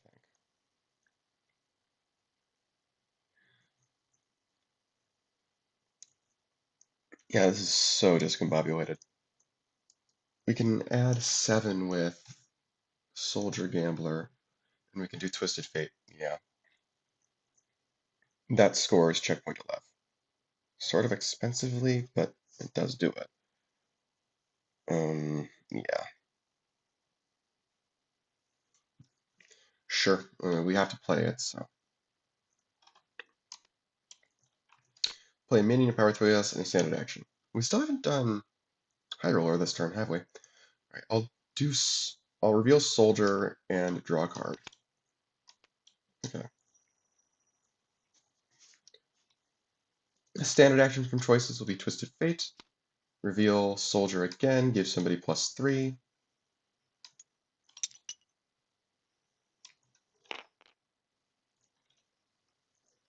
Then we'll play Soldier with choices, which will play Gambler. I don't think we can risk missing on whatever Gambler hits. We'll still do Gambler. Okay, get rid of Showdown just for the sake of getting rid of Showdown. Okay. And there's still good things we can do with Leader. What was this? Yeah, because we know we're seeing that with Leader.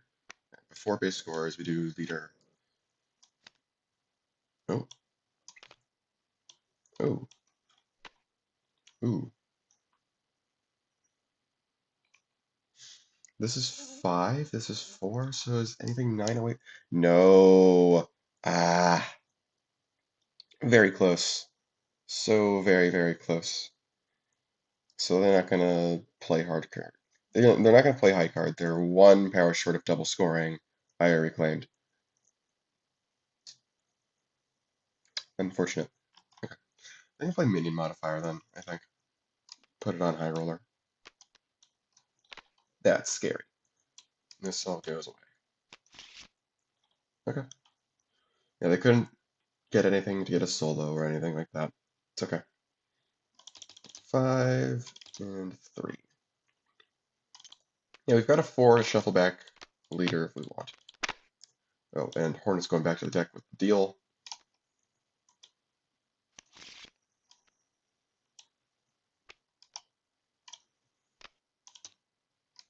Oh no, that minus 1 should be there. 5-star restaurant. Okay.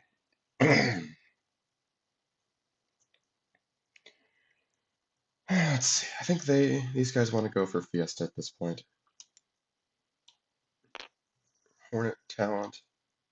Inconveniently, card sharp is good for broken vessel. Oh yeah, that's really good.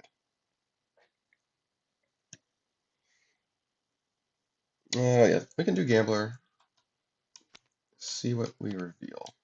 Ooh, interesting. Can we draw cards? Yeah, we can't draw any cards, so we can't play Hunter's Journal with that extra action. So I think we just keep those there. I think those are good cards.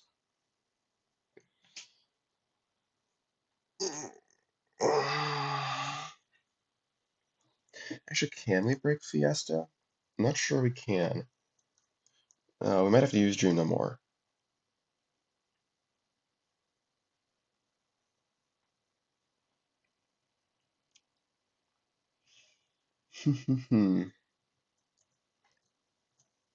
Which is just going to be one extra minion, I suppose.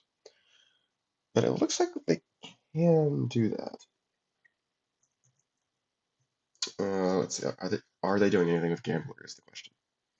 They'd be pulling over Hornet with Mossy Vessel, play Broken Vessel. This is 12.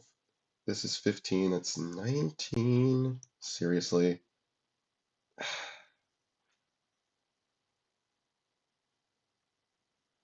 Hmm.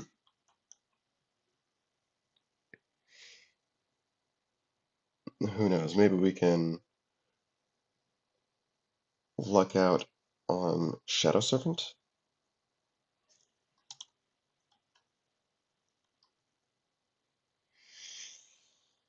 Yeah, either way, I think we keep those where they are.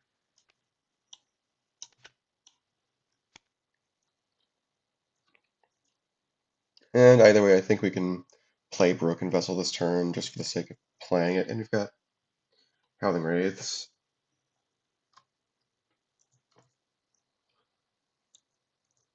Hmm. Maybe just play Attack on Colossus. It's not a terrible idea. Although it gives them an opportunity to get a second minion out. Stop the solo.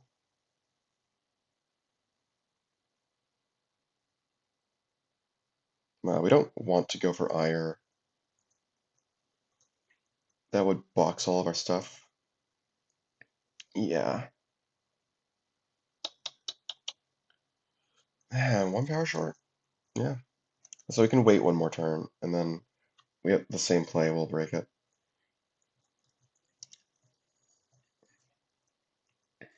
So maybe we play a Shadow Servant this turn, see what our options are.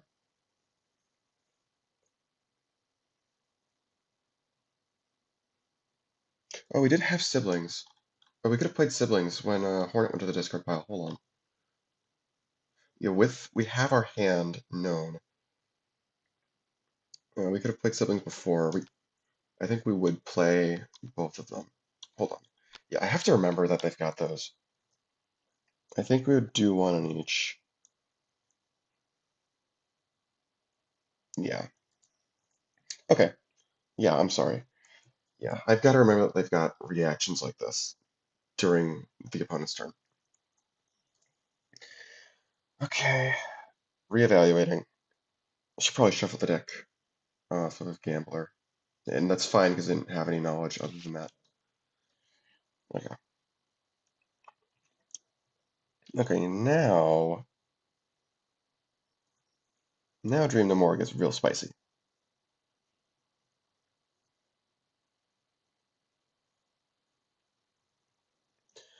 Indeed it does.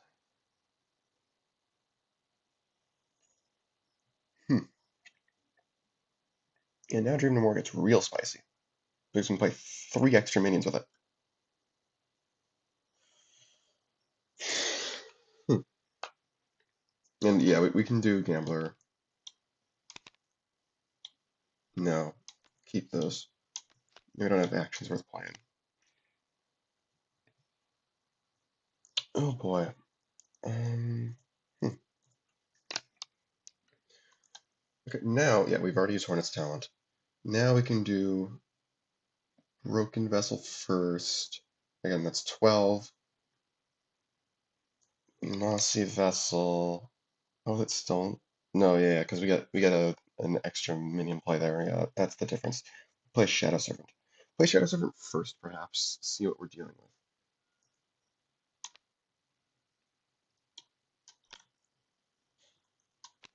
We got Skarnax, that's right, or Persig. Ooh, Persig.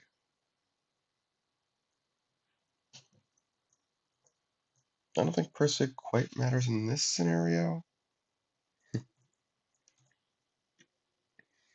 Hmm. But it does have the smaller breakpoint.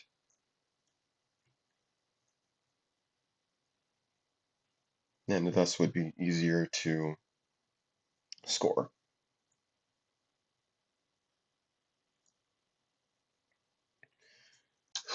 I think we're just breaking Fiesta this time. I think. This gets an energy. But it's going to be solo, which is nice.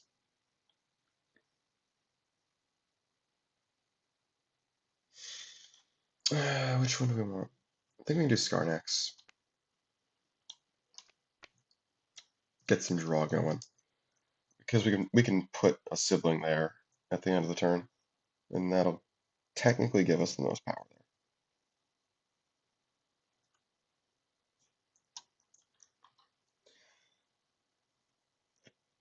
there. Yes. Alright. Now we do Dream No More. Play minions for each of the siblings. We're going to do Broken Vessel. Destroys Card Sharp. And places power counters on it equal to its power. I'm going to consult. This sibling's getting returned. So we're going to consolidate all this into a 5.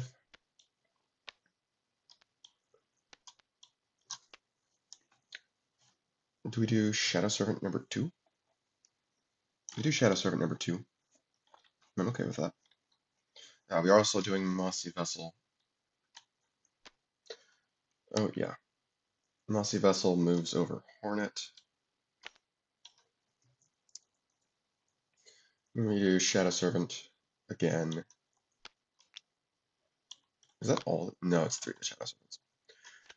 Yeah. Persig or Finch. Finch we might be able to score, actually. We can get a real big snowball going. Can we? With the help of Shadow Servants, we definitely can. So how is this going to work?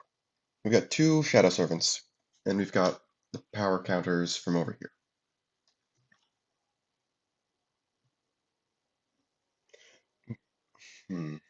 Yeah. Oh, and this is going to go back to hand. We pull Wayfarers. Wayfarer would be worth 6 right now.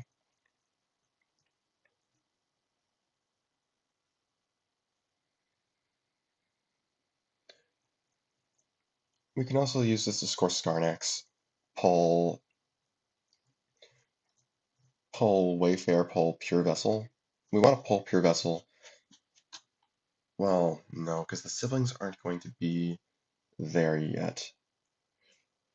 Ooh, that makes me think we want Persig, because Persig can save the equity again. Yeah.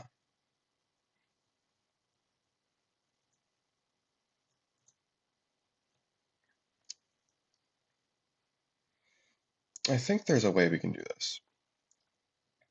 We play Persig. Yeah. Play Persig.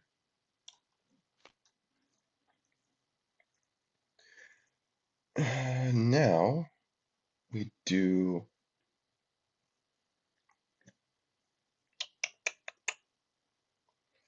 Okay, now we score Fiesta.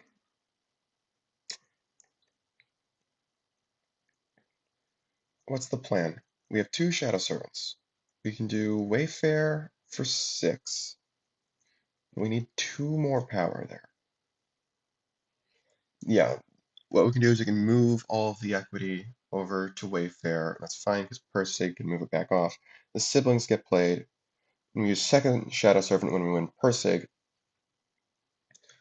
to play one of the vessels on Skarnax and receive the equity. Hmm. I don't think that scores Skarnex quite. Yeah, I don't think that quite scores Skarnex.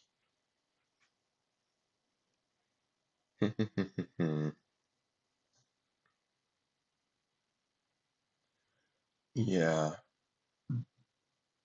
that's only gonna be 5, 8.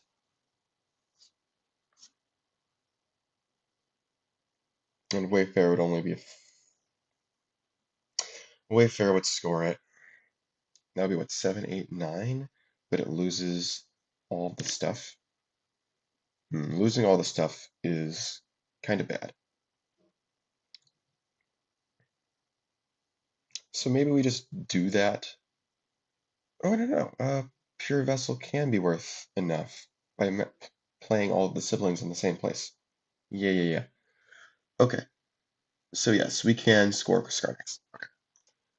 Fiesta Mexicana, Howling Wraiths, destroys Gambler. They're sad, they don't have leader in play. 7. Shadow Servant number 1. Use its charge to play Wayfair.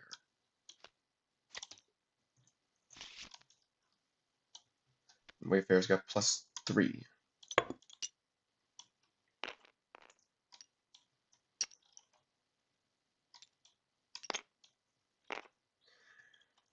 Okay, that's it for now. When we do cleanup, Broken Vessel moves all of its equity over to Wayfair.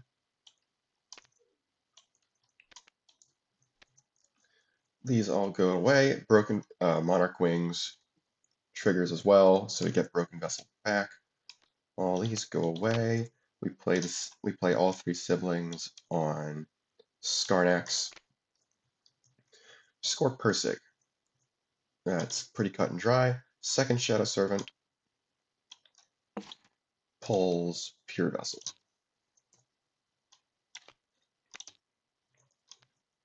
Plays that on Skarnex. Plays a power counter on each of other minions there. Boom, boom, boom. Then all of them return.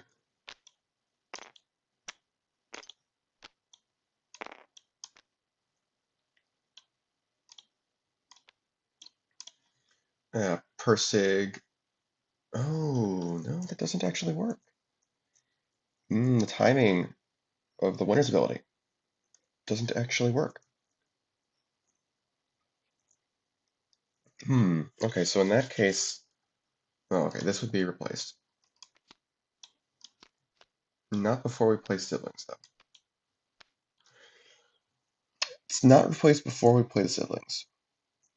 So we actually kind of do want one more out somewhere since we can't actually break Skarnex.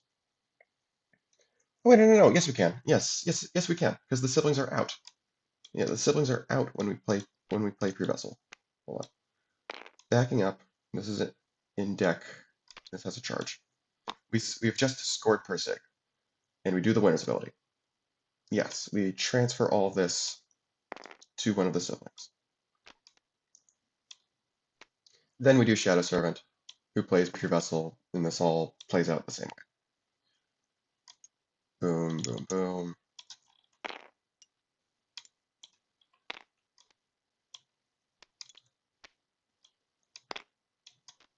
Yes, this works. Okay, so we can replace this just fine. Ooh, 10 by 10 room. Okay. Let's see. Yeah, we just clean up Persig now. We can play siblings now if we want. I guess we can put one on 10 by 10 room. I don't feel the need to put all of them there. How much removal do they have? They've got owned by any player. Here's what we'll do. We'll split them 2 and 1. Because we do want all of them out, especially with Pure Vessel in play, but I think we're okay with getting a third minion on Ire as well to really nail down our presence there. And also open it as an avenue for Pure Vessel to, give us power. Okay, score Skarnex, get a VP that way. They have to discard 2 cards. And that's going to be a real tough decision. Actually, no, it's not. They just get rid of these two. All right, Pure Vessel is going to give away all its equity to... Yeah, we're going to do this one. Oh, the breakpoints have to go down. Going down to 3 below printed? Yes. 3 below printed.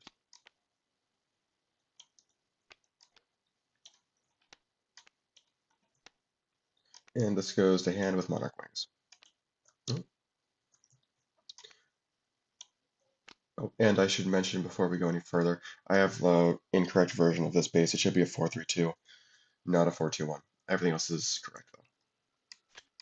All right, draw 2. We present a minion from the top of our deck. Oh, great. Okay. That's actually a really good hit.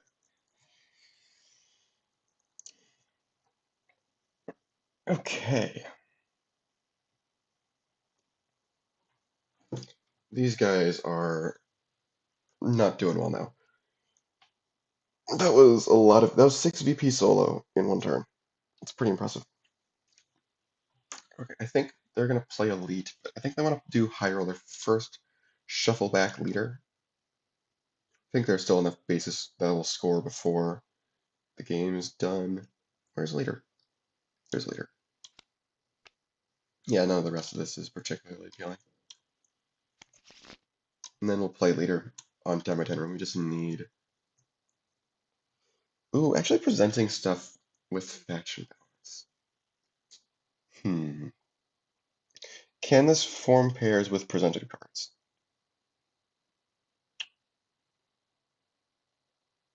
I'm gonna say yes. It's a little weird, but I think the answer is yes. Because your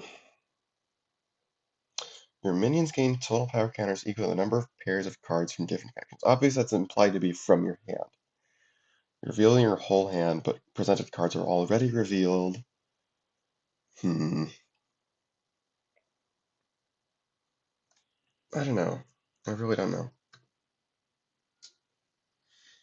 I'm gonna say yes. Okay, draw 2. They present with 10x10. Card counter. We do Elite.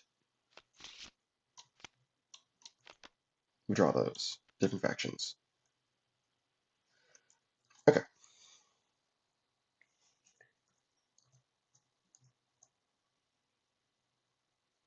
Let's see, we can't...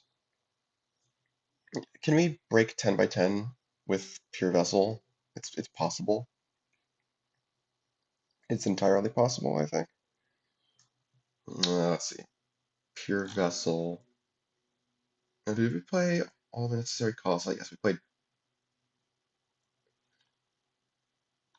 We played Persig this turn. And we played Skarnex this turn. Yes, that's right. I think that's right. How many Shadow Servants are in the discard? No, we've played 3 Shadow Servants. We've played 3 Colossi. I know we haven't played any Colossi with Guiding Light, so that's all correct. Yes. Okay, we're good. Let's see. Playing Pure Vessel would be worth 15, 16, 17. We need 4 power after that. And we've got King Soul. That's worth another 2. I mean, that's just a good come at me play, at least.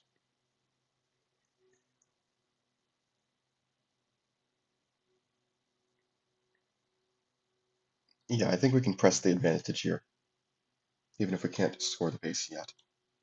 Alright, do King Soul.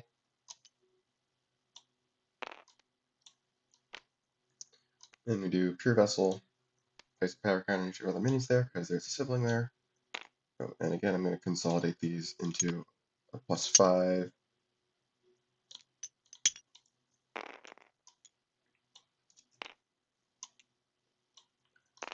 And the siblings are going to return and give away their equity.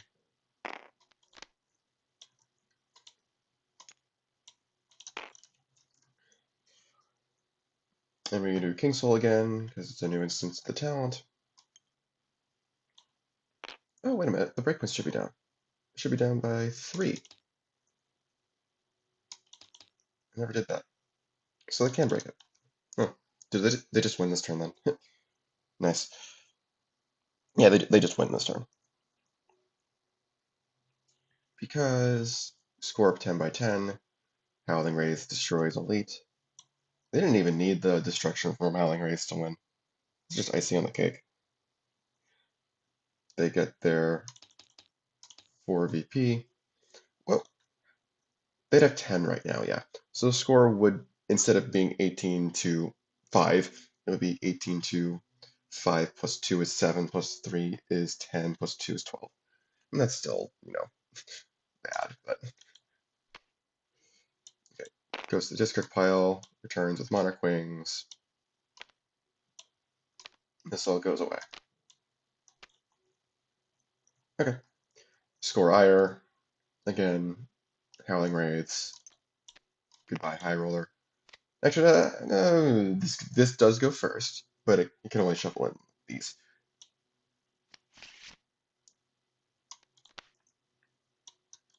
Okay, so that's game. That was a much more dominant showing. Okay, what base is this? Just for third. Okay, complete this. Okay, yep, that's game. Very quick game number 2. We'll see what happens in game number 3, I guess. It's time for game number 3. We're using our high-risk base deck. Card Centurions are going first this game since they lost the last game. Let's jump in. Alright, so not a terrible opening hand. I think we're just going to start with Recruit and Minion Modifier. Maybe play it on Penrith Steps so you can get something better. After you play on Penrith Steps, you go to the top card of our deck. Okay, we swapped the 2 minions. Wow. And then yeah, we're just going to play a Minion Modifier on it. Oops, that's a good one. Alright, I think we're going to start with Hunter's Journal. Got some good minions to play, but who knows, might get other stuff as well. Ogre. Nope. Yes, Ogre and Wayfarer.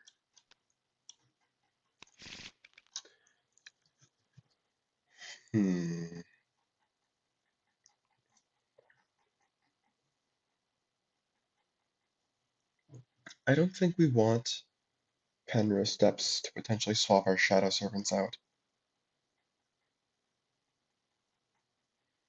Yeah, I think we're going to play that on Flying Tavern. Flying Tavern is a very annoying base for Iconoclasts, to be certain. Rosa or Talus? I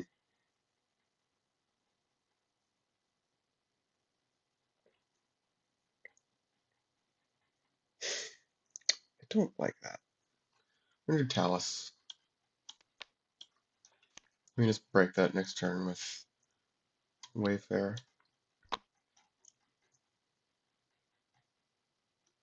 And as long as we maintain the lead on, what's it called? Flying Tavern, that's fine.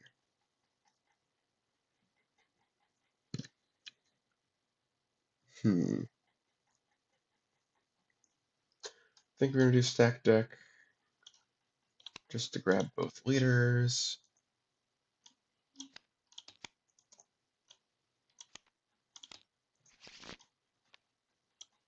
I'm just going to play Recruit on Flying Tavern. Do we want to move second Recruit over? I think that's a little unwise. If they get Talus, then oh well, I guess. I don't think that's worth everything we've played so far just to get 1 VP and draw 2 cards. Even if it prevents them from getting this. I also don't think we necessarily want the extra bases in play. I think this deck wants to keep the field narrower.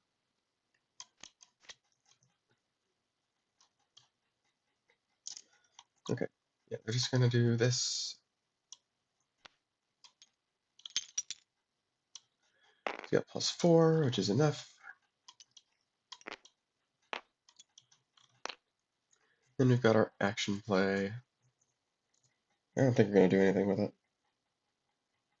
I don't think we want to play Wraiths on the Shadow Serpent. And we have to worry about Flying Tavern because there's tied for most power. Okay, so we're just going to score Talus. Pretty cut and dry. 1 VP, 2 cards, Shadow Serpent. Probably just going to grab Hornet. Put her on Withy Windle, I guess. Yeah, Penrose Steps is just a very hard base for this faction to approach.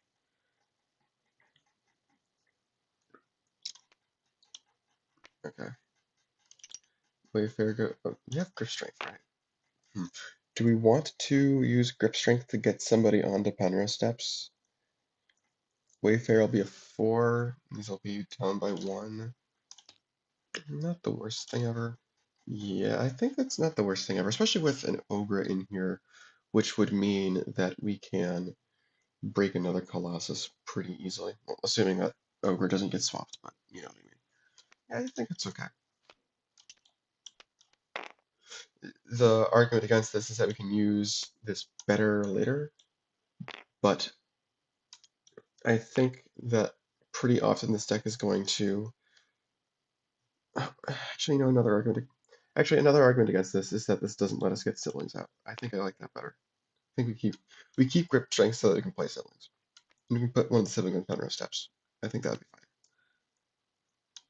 Yes. Okay, so we'll do this one first.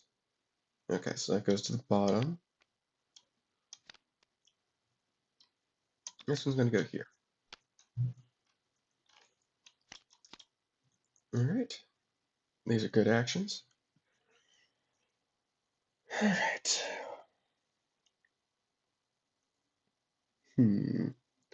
Where are we putting all of this stuff?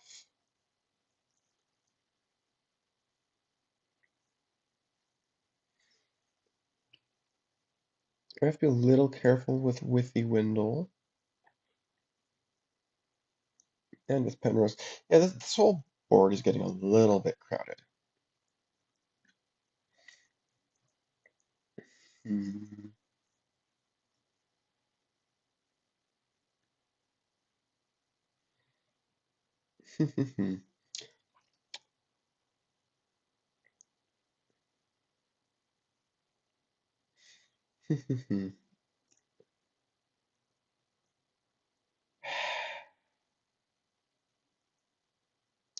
This is strange. Now, Flying Tavern and Withy Windle together don't exactly have too much synergy, because if you swap these two, then you've got enough power to break Withy Windle, so the runner-up can just choose the new Flying Tavern to score. So you can't really pigeonhole too effectively by swapping. It's like you're going to get a base really efficiently with Withy Windle.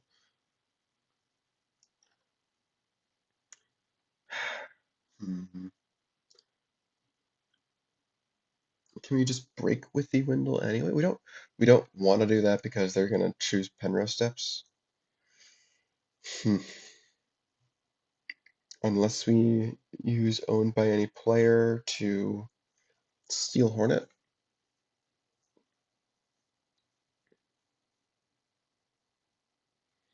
Hmm.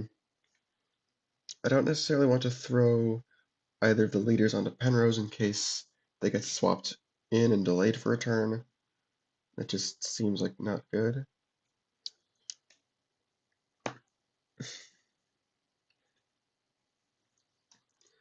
Maybe we put leader down on Withy Windle.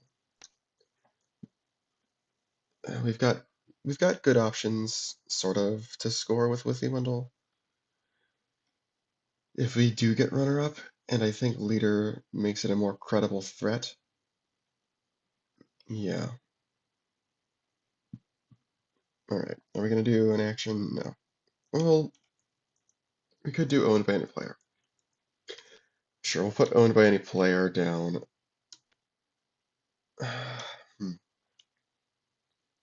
Other minions. Maybe we put Owned by Any Player on this recruit. It's tough because that's the one we want to power up, but it's also the one that has the special ability, so it has to move into Okay, we're gonna put it on leader. Although, the purpose of soloing with the Wendell is to not force another base to score immediately.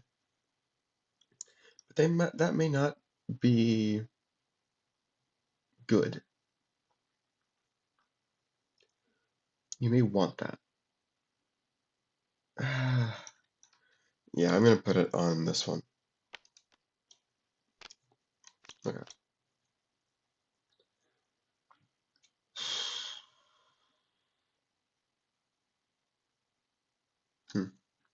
What are we doing?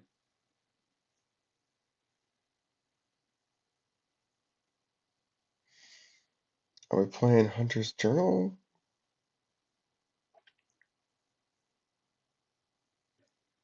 We're probably playing Ogre this turn, no matter what. Unless we draw something really good off of Hunter's Journal.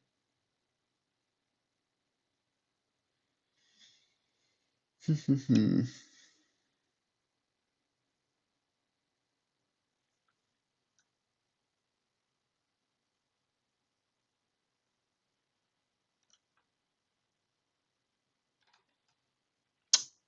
could also do the deal this turn.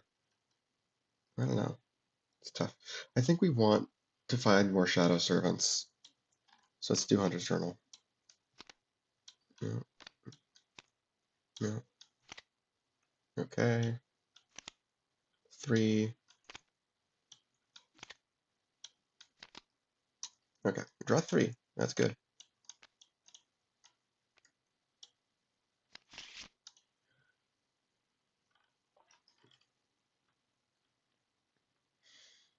What we could do is we could just play Broken Vessel on Penrith Steps. And then even if the minions get swapped, that's not the worst thing in the world. We'd at least keep the power counters. Oh, we gotta make sure this gets shuffled. Gets rid of all of this. Sure. If the minions get swapped, then we still have Broken Vessel to use again.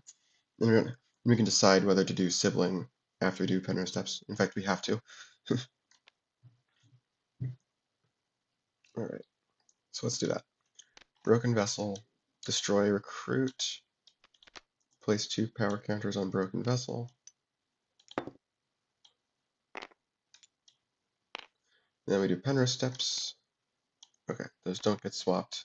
That just goes to the bottom. That does sort of suck. Oh well.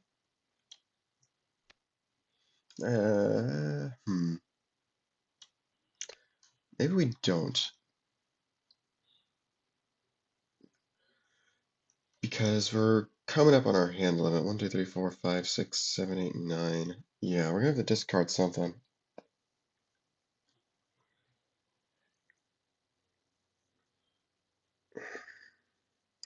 So if we're gonna have to discard stuff anyway, I think we keep the Sibling out for the moment. Now we've also got Hornet. Sure, we'll use Hornet. Put a power counter on this one. Sure.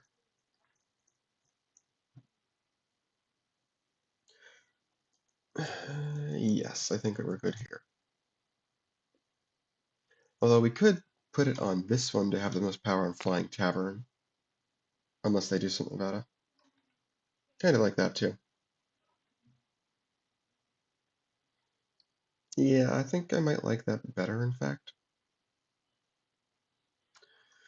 Alright. We gotta discard something. 1, 2, 3, 4, 5, 6, 7, 8, 9, 10, 11.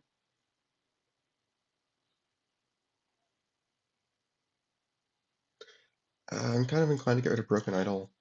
We know Rosa's on top. Rosa's an awful Colossus for Broken Idol. Talus is okay. Uh,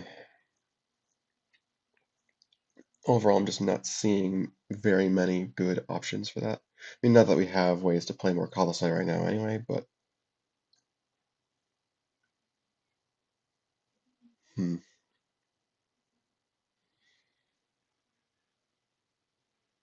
I think we want to go for Flying Tavern eventually.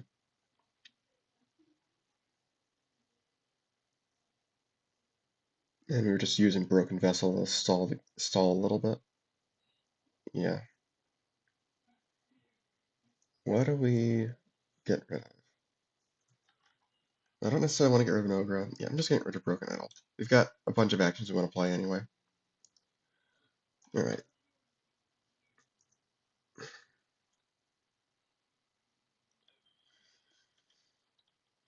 This definitely makes the situation on Withy Wendell a lot worse.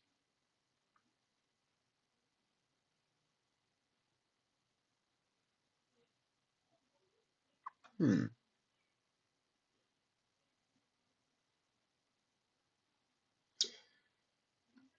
Something we could do.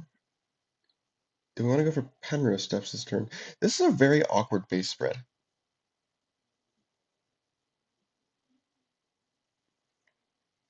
Do we think we can add the 12 to Penrose?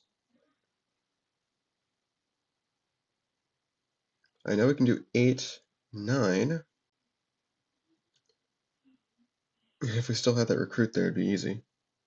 Well, we can't necessarily do the 8 because Penrose Steps could swap away higher.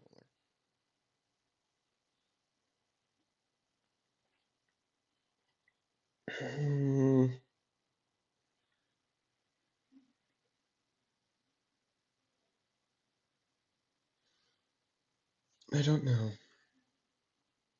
Let's start with Soldier. It still lets us play High Roller if we need to. Okay. Ooh, that's a bad hit. Okay, so we get our Card Slingers card.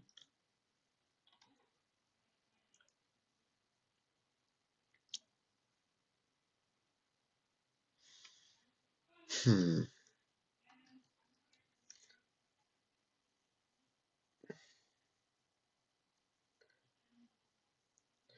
Do we play Twisted Fate as our action and reveal recruit? Just to set up Penrose Steps better?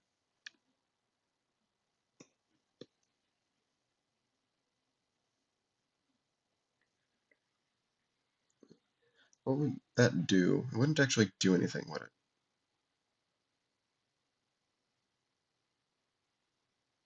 This is a crowded board. Yeah, this is not good.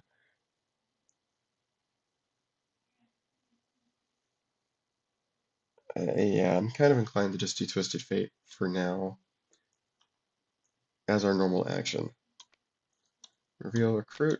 So we reveal the top 3 cards of our deck and return them to the top and bottom in any order. Okay. Those are all pretty good except for this one. Let's put top, top, bottom.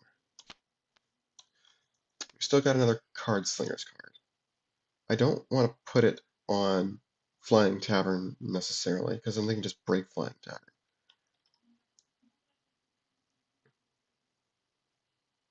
Maybe we leave Recruit on top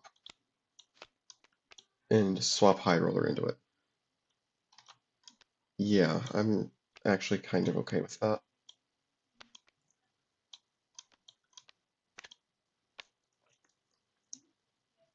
Even though, now it matters. Let's do combo draw first before base modifier. Yeah, if we're going to be doing this way, because I want combo draw. Bit of a slow start. It's not good, despite getting stacked deck early.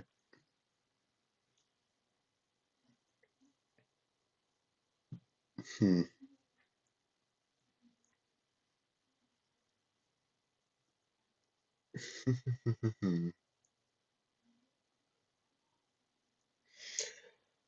Let's see, we now have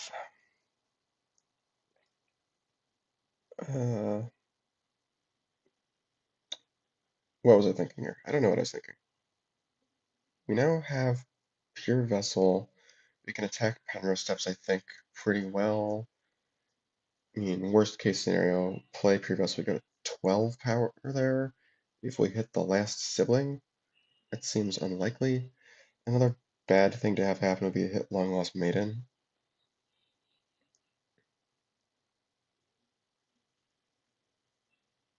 Maybe in advance of that happening, we play Ancient Sword on the other sibling on Flying Tavern first. Obviously, I want to use Hornet first as well. If we don't hit a minion, then we're fine. Yeah. Okay, let's do this with Hornet. Let's do this with Ancient Sword. Reduce the breakpoint here. Do this. And we're fine with giving them the 3VP with the 2 defenders. That's fine. Counter steps. Oh, ooh, Shadow Sword. Interesting. We still get to break the base. Okay, we got Rosa, or who else? Tartarus. Interesting.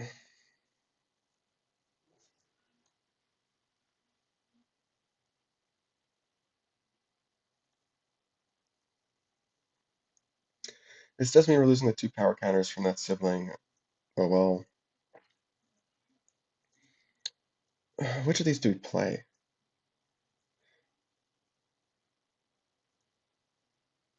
Draw, shuffle up to 3 cards and discard pile in the deck. Is there stuff in our discard pile we want back right now? Not really.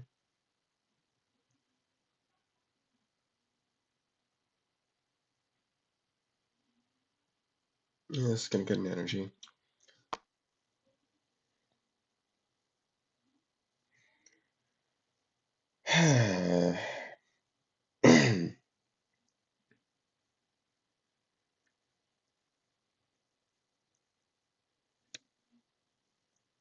Something cute we can do with Tartarus is throw a sibling in there and use that to play another minion. Don't necessarily think that's the best thing ever.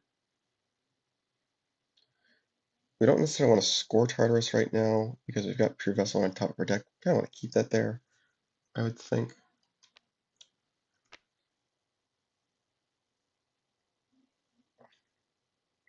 Maybe we play Tartarus anyway just to keep that option open and so that we're not doing Rosa.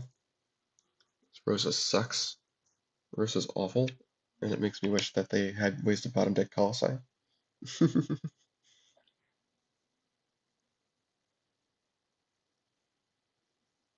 Oh, we do have to do a leader.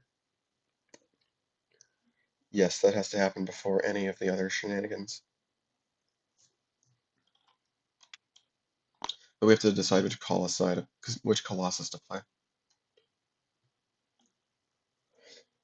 Tartarus opens up leader, playing a minion onto Tartarus into soldier.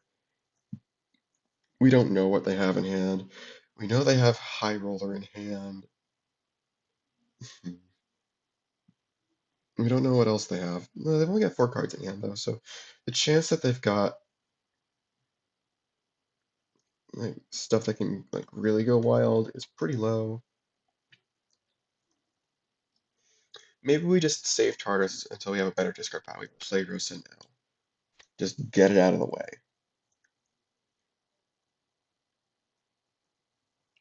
Okay, yeah.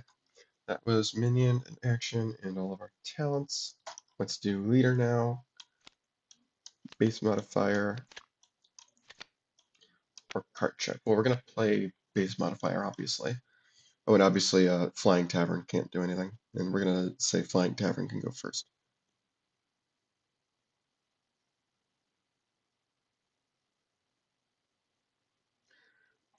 Yeah, we don't want to swap Flying Tavern because the new we would win the new we would be less likely to win the new Penrose Steps, and Flying Tavern wouldn't break after that. Yeah, we just keep it where it is.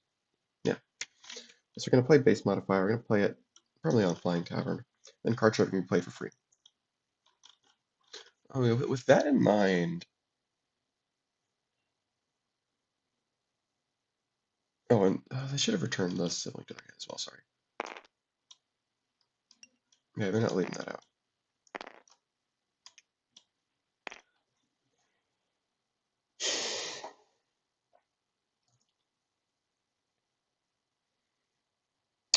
Yes, I think they're going to counterpunch and break Flying Tavern, I think. Or counterpunch and break Withy Window?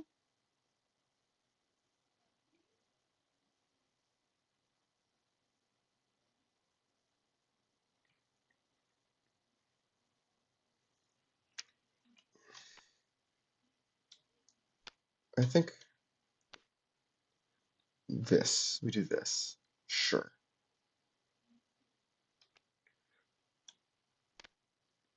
This goes in. Then we play card sharp with its special.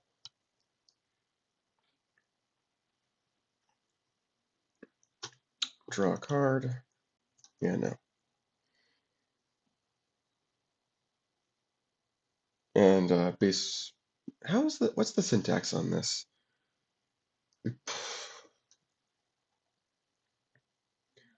Shuffle over. Card sharp would actually go first before we play base modifier.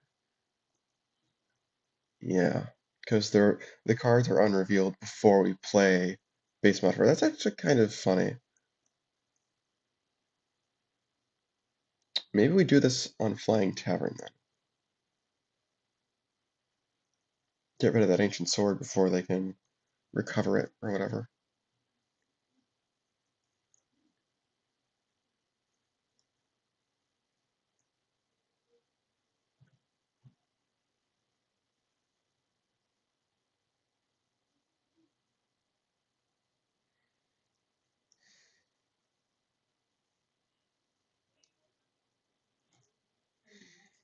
Hmm.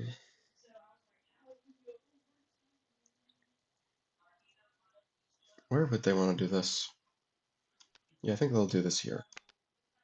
They'll do this. They'll still put this on Withy Windle just in case. Okay, sure. Because you got to think, what can they do after scoring? These are going somewhere. This is doing something. That could pull Pure Vessel again. And that would be what, 10, 11, 12, 13, 14, 15? Okay, so they can't break it. Yeah, can't break it, but they would get Ancient Sword back. They could do Mossy Vessel. Oh, that does break Flying Tavern, doesn't it? Mossy is 10, pulls Shadow Servant for 14. This gives the counters away for oh, it does. They can totally double score Flying Tavern if we put the card sharp there. Can they double score Withy Windle if we put the card sharp there? Yes, they can. A little bit more expensively, but do we need to clear the board? That might be the best time to do Withy Windle. Oh no, not for Vessel, not against Vessels, no, because they're gonna have siblings on one of the other bases. So we'd have to score Withy Windle while taking out the defender, or at least putting a defender somewhere else. Ooh, potentially a defender with a bunch of power counters.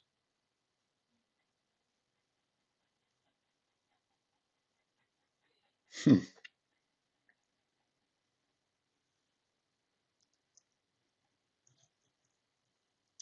Can they score Withy Windle without our interference? Without putting the card sharp there? Uh, this is 12. This puts out, I don't know, let's say it's a Wayfarer. Like just a flat 4. No, that's one short.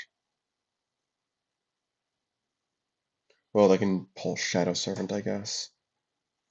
So they can if they want. They can double score something, no matter what.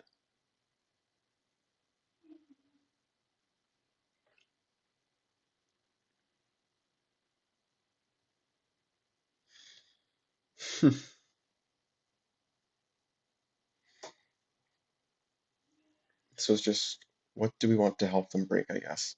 Maybe we put the card sharp on Rosa. I'm not considering what they draw here. Like that's hardly relevant at all. Let's just put it on Rosa. Just be as non-committal as possible while still, actually playing it. Okay, sure.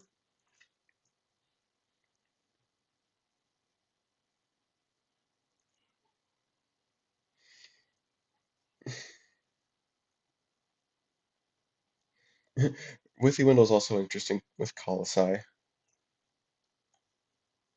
Okay, leader's done. The rest of the scoring goes as normal. 1, 2, 3, 1, 2, 3, 4. Now these guys have choices to make with Shadow Servant. I think they do want to score Withy Window.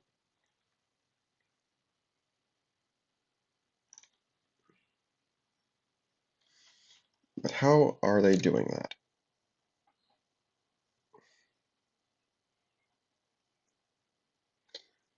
They do Shadow Servant for Shadow Servant for 11. Oh, that's actually kind of funny. Siblings go out after they choose which base to score with the Windle. That's really funny. Oh man. So yeah, we definitely want to score with the Windle. It's just a question of how.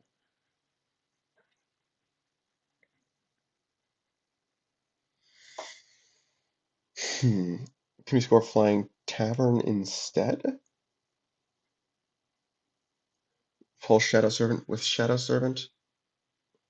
Yeah, we're losing Pure Vessel off the top, but that might be okay.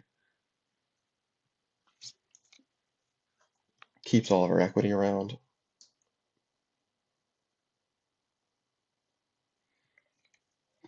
We want to score with the Windle though. We do want to.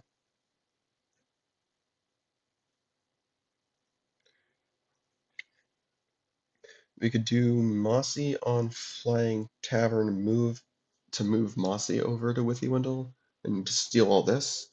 That would be what? 13? This would be 16. Still have to pull another Shadow Servant with that maneuver. That's not bad though. That's not bad at all. And the power would be 2/2 on Flying Tavern, so they can't swap it, which is good. It should be 2/4 if we wanted. We'd probably do leader first in that case. We do have to keep in mind that every base we score this turn that has them there, a leader is going to have a chance to interfere.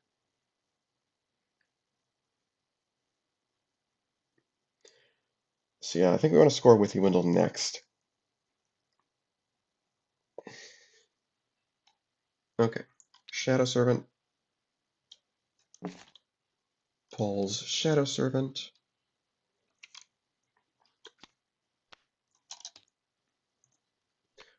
This doesn't even have to be on Withy Windle, right?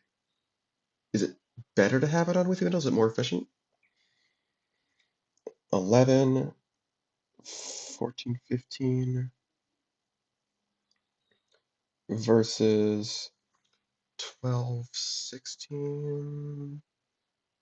No, we do have to put it on Withy Windle if we're going to do it this way, which is fine, I think. Okay, let's figure out which Colossus we're playing.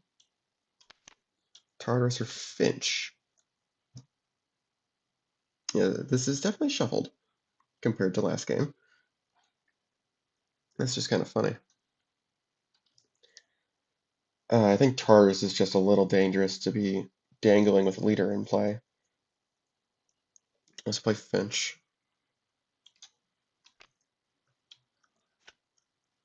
Okay, Shadow Servant pulls Mossy.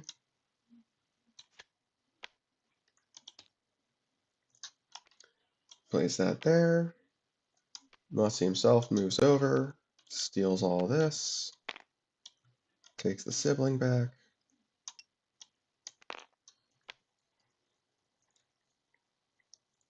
Okay, that's after scoring. This gets cleaned up. This gets cleaned up. This, oh, I mean, yeah, sure. It's gonna give all its stuff away. Do we put out siblings yet? No, we don't put siblings out yet. Because we got more bases to clean up.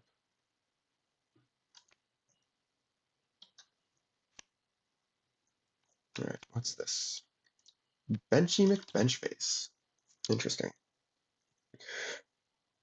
Finch The other, sorry, thing about Finch is that we actually can't use it to get the cheese out with Ewindle. So maybe it is better to leave Tartarus dangling because yeah, it's not likely that they can swing. What's it called? Yeah, I need to think things through more clearly. The thing about Finch is that it's going to destroy a sibling we put there, so we can't cheese with Ewindle with it. Okay, yeah, this is definitely better.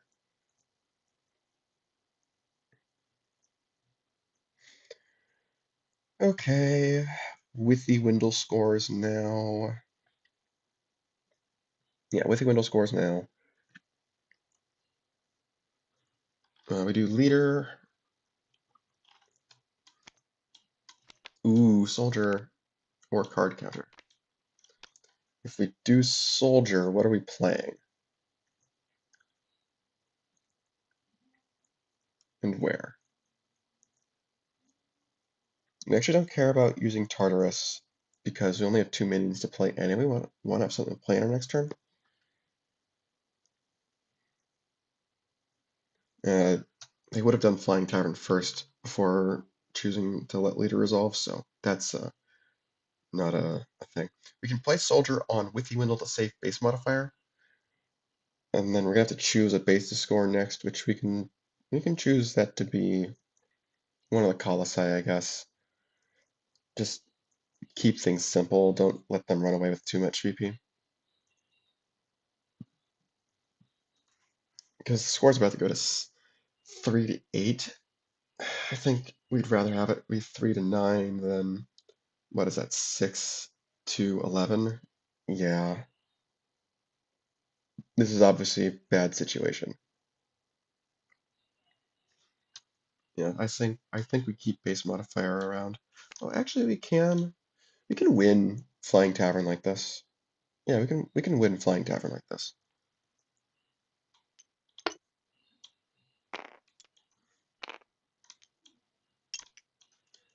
Okay, yeah, we play recruit. These go back before we all do any of this. Yeah, that's what we'll do. But we'll score Flying Tavern. That's the base we actually win, and we keep base modifier around. Oh, we can't play because that's a thing of another faction. That's not a card of another faction. Ah, annoying. Okay, so maybe instead we lose base modifier, play soldier there, and we're playing combo draw instead?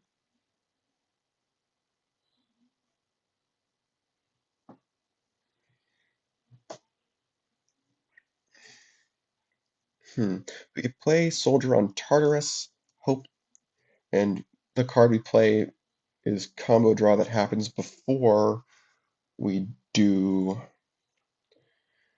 Tartarus, which would have to resolve immediately. And that would have let us play recruit and get base modifier off. Wow, this is complicated.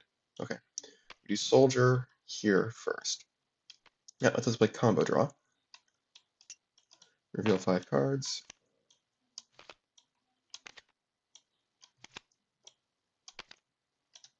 We put a Card Slingers minion. Well, no, we put a minion in each stack. It doesn't matter what faction they are, actually. So this is just a normal combo draw. Let's do Elite and Card Counter in one stack. Do Soldier, Gambler, and Soft Hand in the other stack. Actually, no. Yeah, we want. I think we can say we get one Elite in each.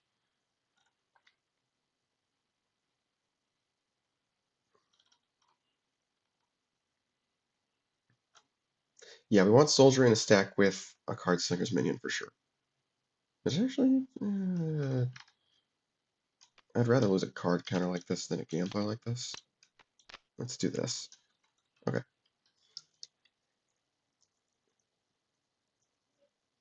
And if they don't give us the bigger stack, then we'll just put whatever on Flying Tavern.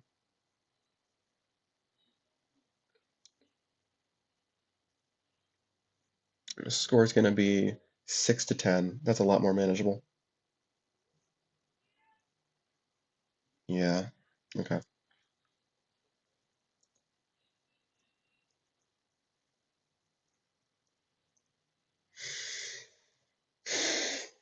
Which stack are they giving them? I think they gave them the small stack because they can see that that would allow them to save base modifier and win Flying Tavern. So just gonna do this. This all goes away. Okay, now Soldier gets destroyed. Yeah, and they're gonna play Recruit on Flying Tavern. Bye bye base modifier. It's too bad. There was no safe spot for it all. All the normal bases were scoring that turn.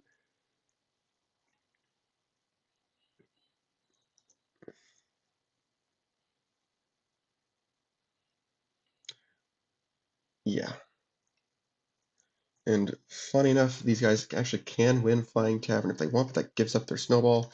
I think these guys can take the bet that they're not going to do that, which would be correct. I don't think it would be worth it. Okay, so now with the Wendell scores 3 VP right here. Runner-up chooses another base to score immediately. It's going to be Flying Tavern. I assume that happens after we clean up with the Wendell. Otherwise, the nesting cleanup is really weird. And like this matters for whether or not leader gets another proc or not. It doesn't make sense to me to score another base while we're in the process of cleaning up another base. Like I think it makes sense to score it next, even though it says immediately. I gotta think here. Let me ask Captain Cosmic about this. All right, my second opinion says that you clean up with your Wendell first. I'm just gonna go with that. All right, so let's do that. Siblings come out. Let's put this on Benchy. Obviously don't want to. Oh, can we score Rosa or something? I don't know. I don't think we'd want to. But I think there are some shenanigans we can pull here. Oh, there are totally some shenanigans we can pull.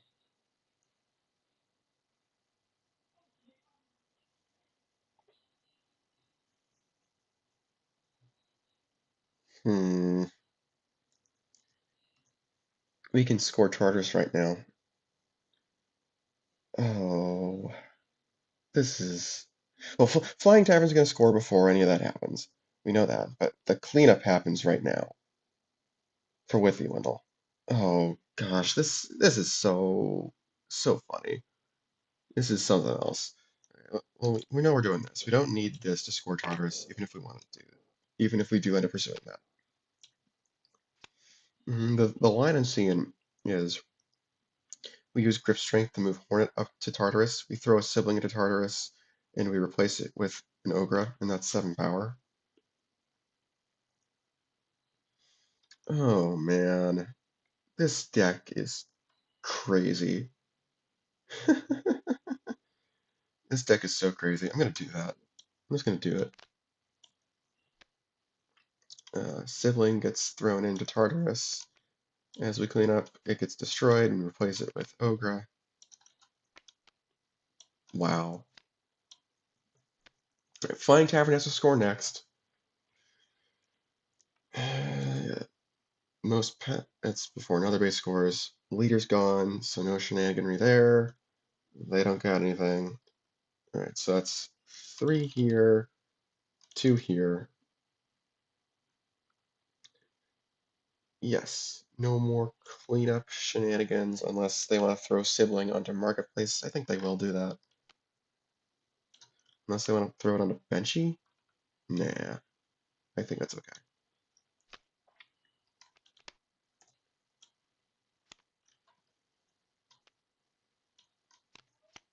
Outskirts. Okay, I've thrown Abnormality on. After player. Oh, a positive abnormality. Go figure. Oh, it's not. It should be +1. It should be 16. Okay, Tartarus scores. Again, nothing to do over here. Get their VP. Shuffle 3 cards from discard. in the deck. They're going to get these two guys back, and they're going to get Wayfair back.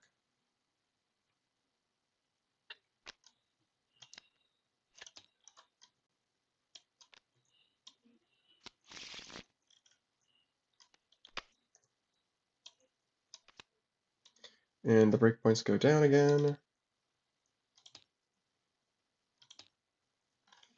And that is finally the end of their turn. Oh man. Oh, that's what's going on. It was, yeah. It was just being counteracted by the Colossus, so I didn't notice that the breakpoint was being adjusted. Okay. Wow. What a disaster. What a disaster for Card Centurions. This is not good. This is now a must-win base, but at the same time, it puts them at 14 VP if it's not solo.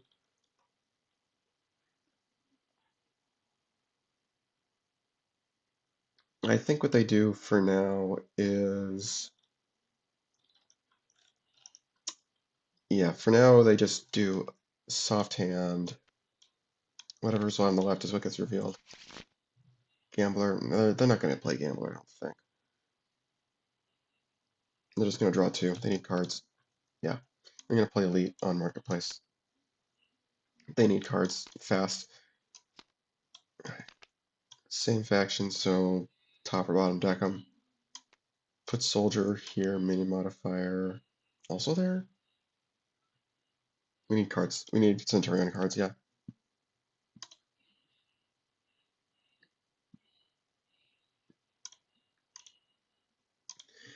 Alright.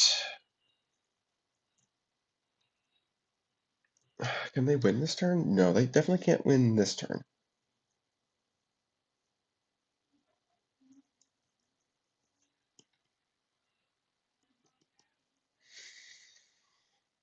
Hmm.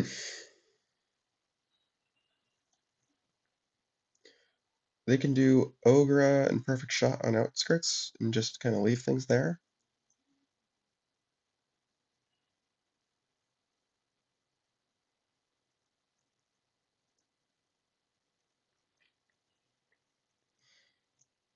Yeah, kind of like that.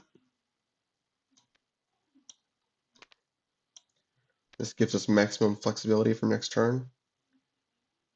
Yep.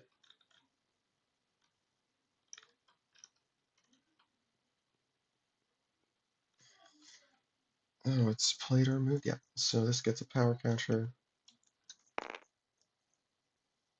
Because the idea here is that we can use Perfect Shot and then move Ogre away to somewhere else. Ideally a Colossus, but you know, anything will work.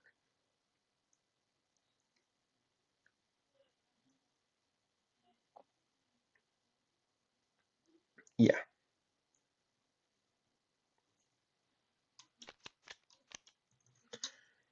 All right.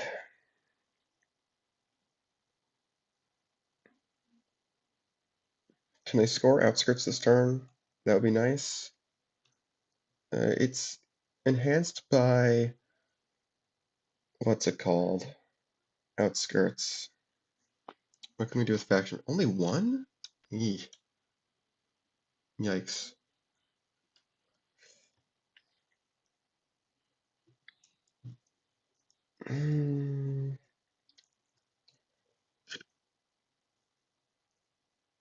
High roller can play card sharp. That's what? 10, 13? No, okay, that breaks Outskirts. Puts the score at 9 to 12. Yeah, they might need to do that. I think they do. But positive abnormality is helping them out a little bit. Yeah. Then they've got an action to do whatever they want with soft hand, I guess. Play soft hand first if we don't need our action play. Because this is worth 6 on its own with the open can. We need to add 10. This is 6. This is 3 on its own, but we're playing it with high roller, so that's the 10th. Yeah, so we can play soft hand first. No, we're not playing that. Just draw 2. Okay, so we do this. gets a power counter from the abnormality. Use the talent, reveal a card shark, place a power counter. That gets played. Power counter, and we draw. Oh, we did get soldier. Oh, does that change things? Hold on, before we look at this. We have soldier.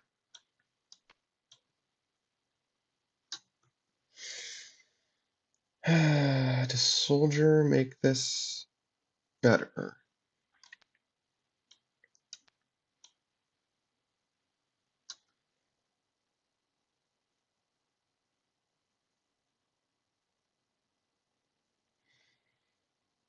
I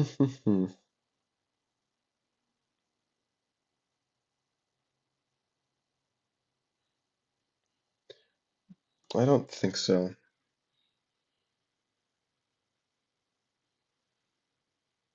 Yeah, I think it's the same calculus. Yeah, soldier doesn't help us like double score or anything like that.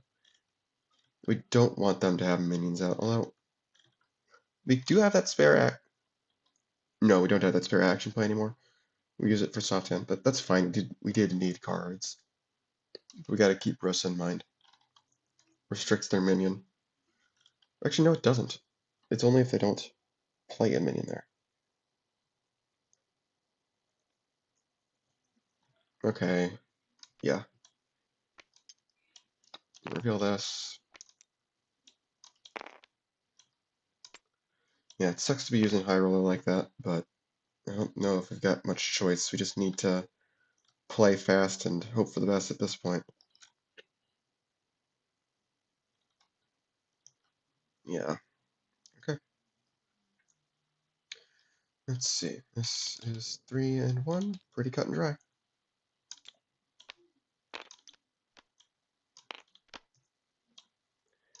Let's see, do they play a sibling?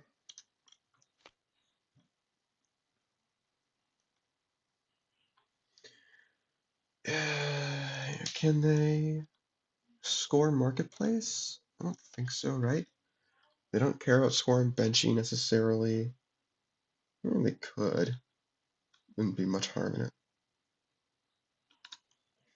We've got Dream No More. Dream No More's not doing anything unless they put her on Rosa. Uh, hmm. Do they care about the action play? They could do Dream No More off of Rosa, I guess. Like, does that actually do anything? It doesn't get them a VP, is the thing. That's the conundrum there. Maybe just put it on Marketplace so you have two siblings there and use one for Marketplace. Yeah. Oh, okay. Well, that helps. That helps a lot.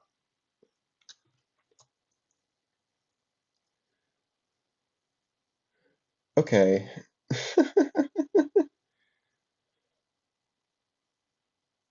Well, this is anticlimactic, I suppose. It's not over yet. It's not over yet, but it's pretty close to over.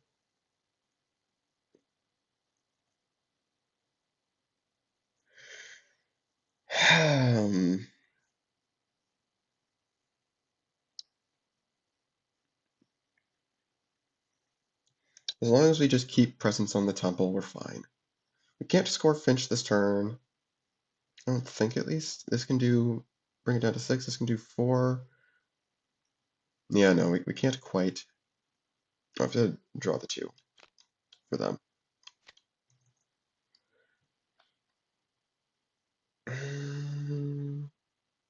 Oh, did we not draw for Card Slinger? I don't think we did for the Card Shark. I don't think we did.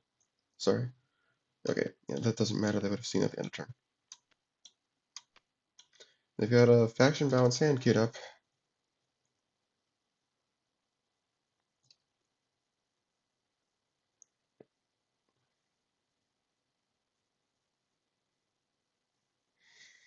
Hmm.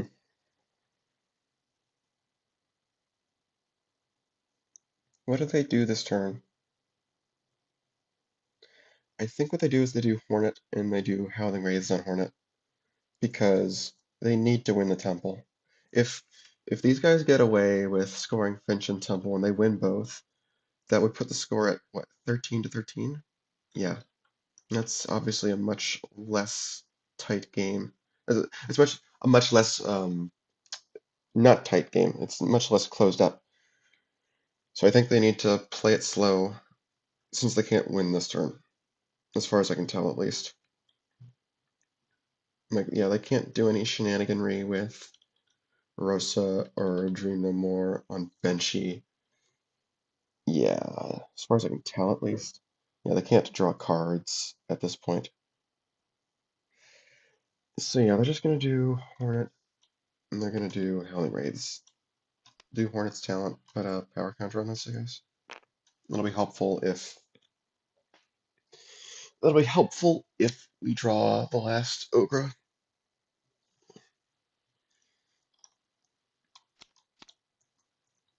Okay, okay.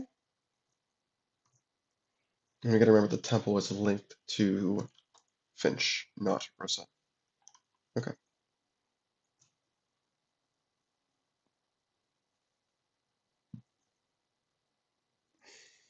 Alright. Can these guys score Finch and win Rose and win the temple? I don't think they can. Well, for what it's worth, faction balance makes that a lot easier. Oh, Finch actually would destroy Hornet. That's kind of funny. Should they have thought about that? Probably should have. What, does that change what they do, though? I don't think it changes what they do.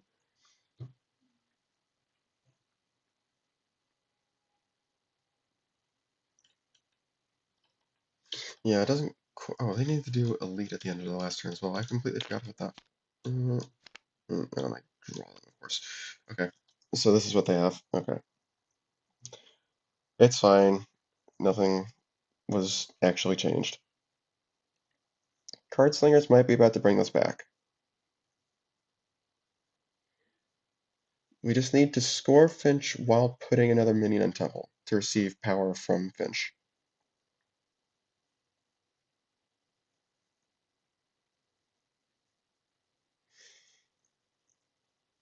How much power are we getting out of faction balance? 1, 2, 3, 4, 5. Okay, they can do that. They can do that real easy. Oh, but they need to play a card to do that. Oh no, this is still easy. We just go soldier, card counter.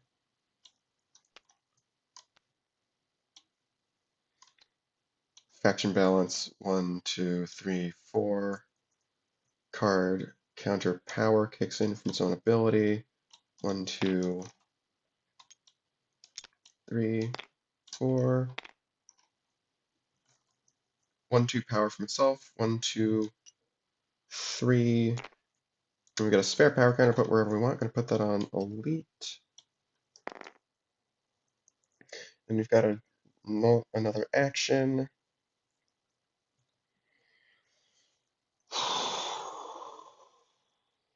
Hmm.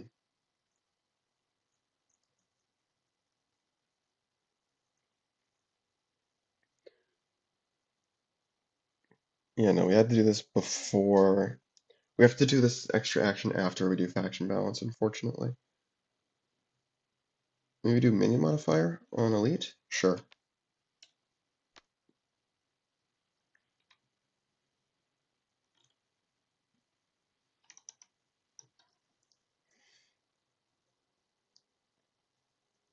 Alright, I like this. Alright, Finch scores. Nothing we can do, nothing anybody can do. So that's 1 VP. When Finch scores, the winner destroys minion power 4 less. And places power counters, equals power on another minion. Do we put these also on Elite? Is that dangerous for letting them score Marketplace? They would need to add 13. With 2 siblings there, I can play 3 minions with Dream No More. That is a little bit dangerous potentially, but we don't know how much they have.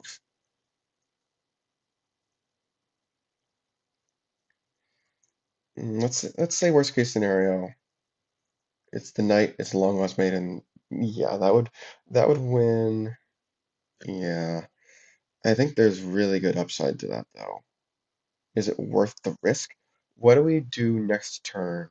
Sitting at 13 VP solo.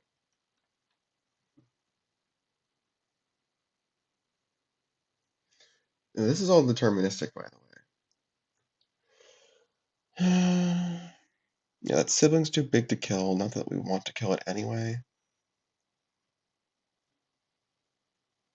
Our elite's sitting at 9 power.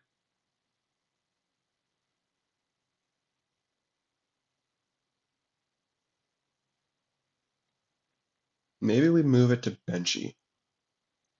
Because that way, even if they score it, the game's tied. Even if they score it and lose, the game's tied and we'd have Benchy. Yeah, I like that plan. Yes.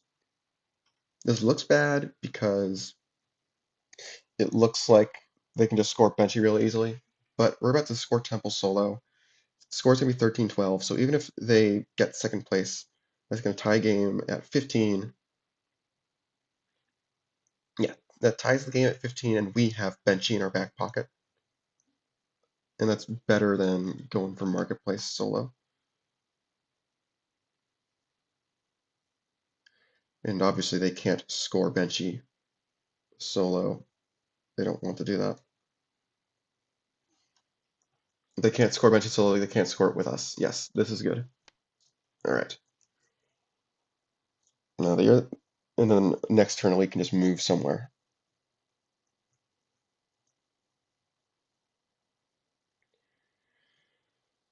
Yes. I think this will work. Okay. Yeah, it's 1 point off of breaking. Temple scores. Nothing they can do. That's 3 here. I'm gonna do big fat loot. Cool. Ooh. Ooh. Interesting.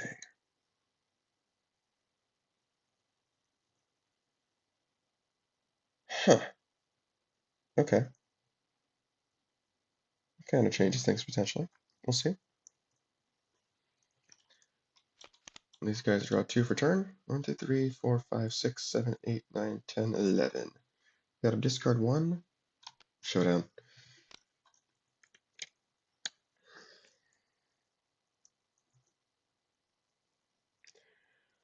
Okay.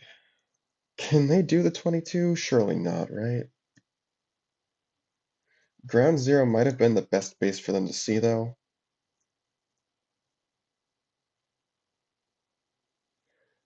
Oh. They can move Elite away with Guiding Light.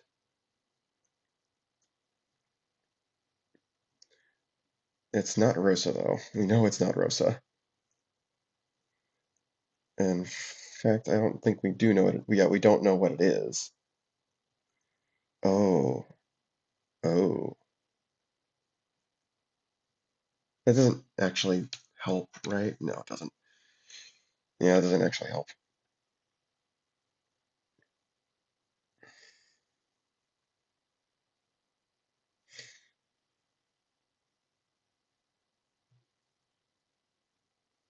This is a really bad situation.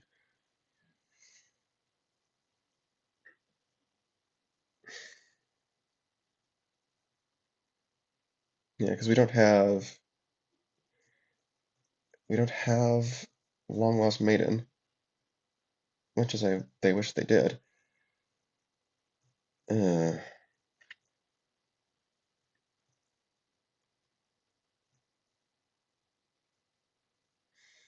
Maybe we play Guiding Light and see what we get. It could help. They could definitely help.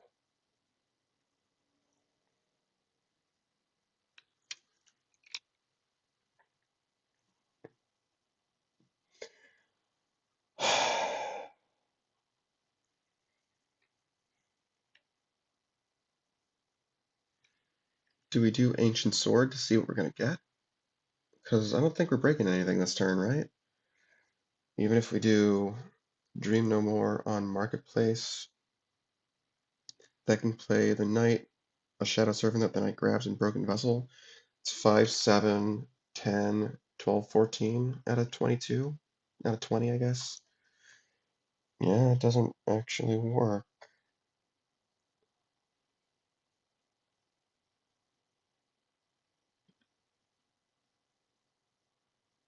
I guess they can get to 16 with King Soul and Marketplace stability. Hmm. Do they go for a quick reset on ground zero?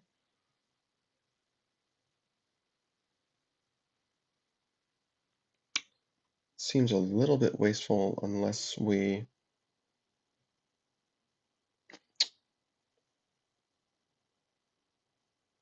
Man, we could just do the quick reset on ground zero to get rid of Benchy.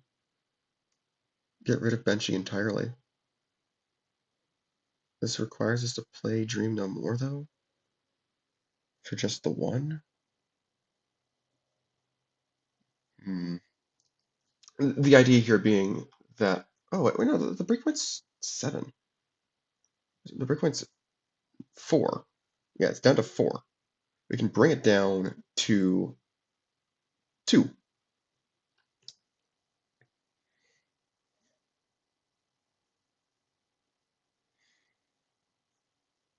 There's a way that we can do this real cheap.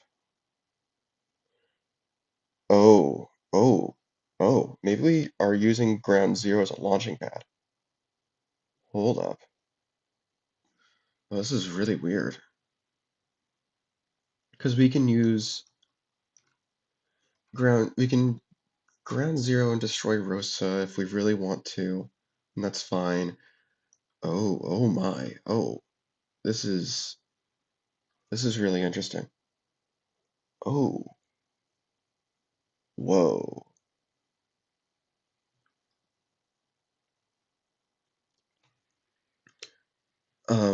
Okay. So the idea here is that we're going to use Ancient Sword on ground zero. The Knight's going to pull a Shadow Servant, and we score ground zero using that Shadow Servant. Shadow Servant's going to pull... Oh, but Mossy... No, Mossy Vessel is in our deck because of Tartarus. Let's just check that real quick. Yes, yes, it is. And Mossy Vessel can uh, capitalize on all of this, bring it over to Marketplace, where we could potentially... we would lose power from the Knight on that sibling, but we would bring over the 5 that it has already. Oh man.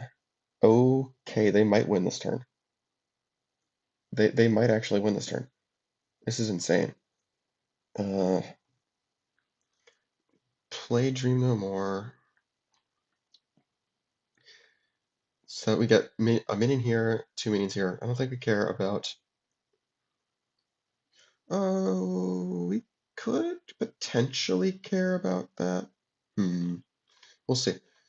But naively, our normal minion has to be played on ground zero. That's the Shadow Servant that the Knight's pulling. We're putting the Knight here. We're putting, I guess, this. We're putting Broken Vessel there. Yeah, yeah. And we're not going to play the one here.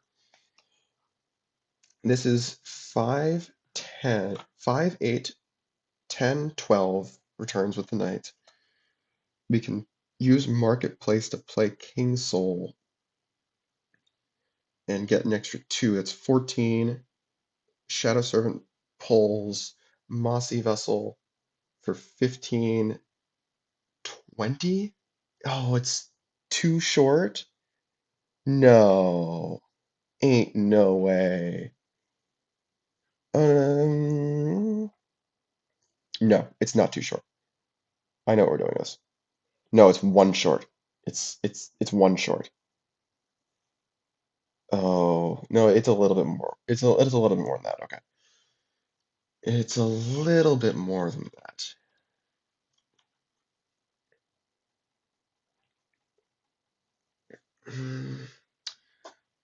Yeah, it's a little bit more than too short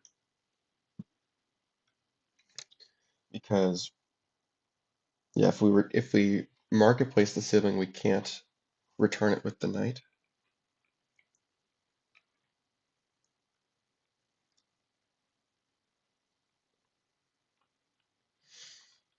If only that weren't benchy, if that were something else.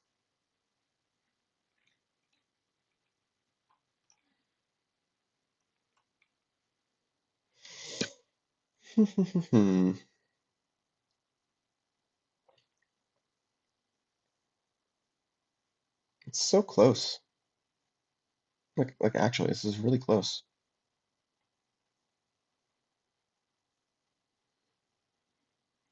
Uh, how about this? We play the knight on ground zero. Play the knight on ground zero.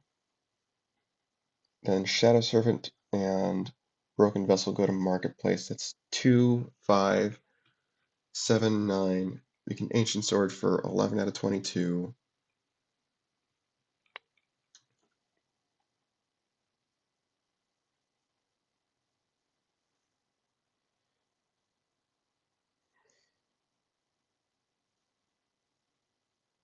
Um, oh, I do see a way to get the power out of this sibling, actually. Yeah, I do see a way to do that.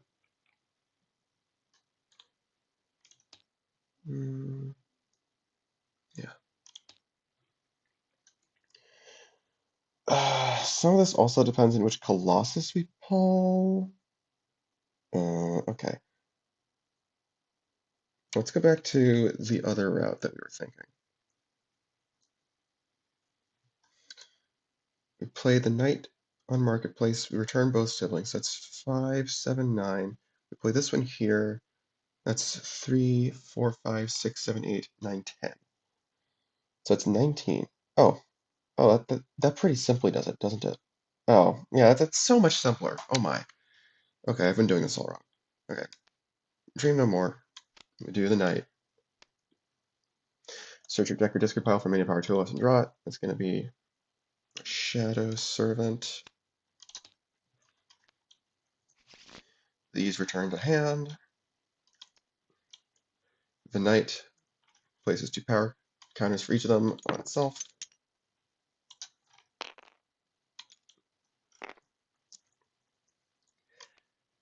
Let's see. Play a minion here. It's Broken Vessel. Returns sibling. Get 2 power counters. It doesn't even matter like what this is. It just needs to be at least 3 power. That's all that matters. Use Ancient Sword. Reduce this. And our normal minion is Shadow Servant. And just to confirm before we look at the Colossi. Oh, actually we don't do this yet. We leave one out for now.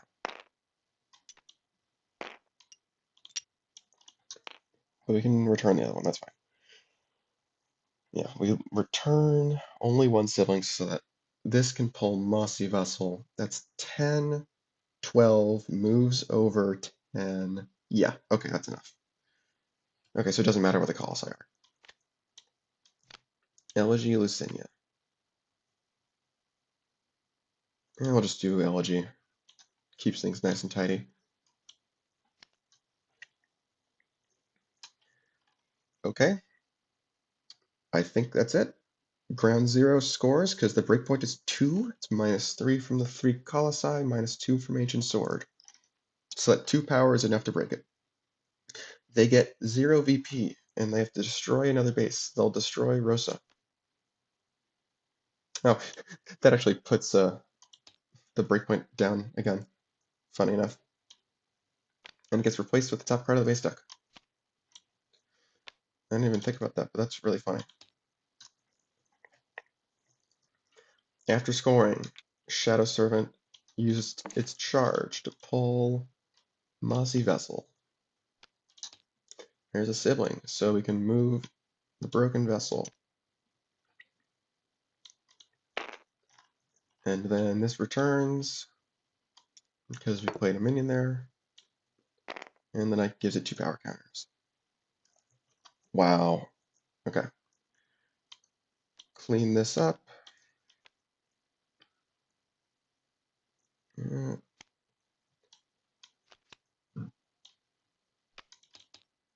Okay.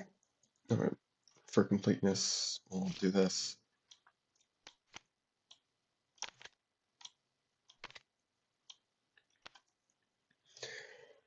Okay, and then Marketplace is the only base that can score. Wow.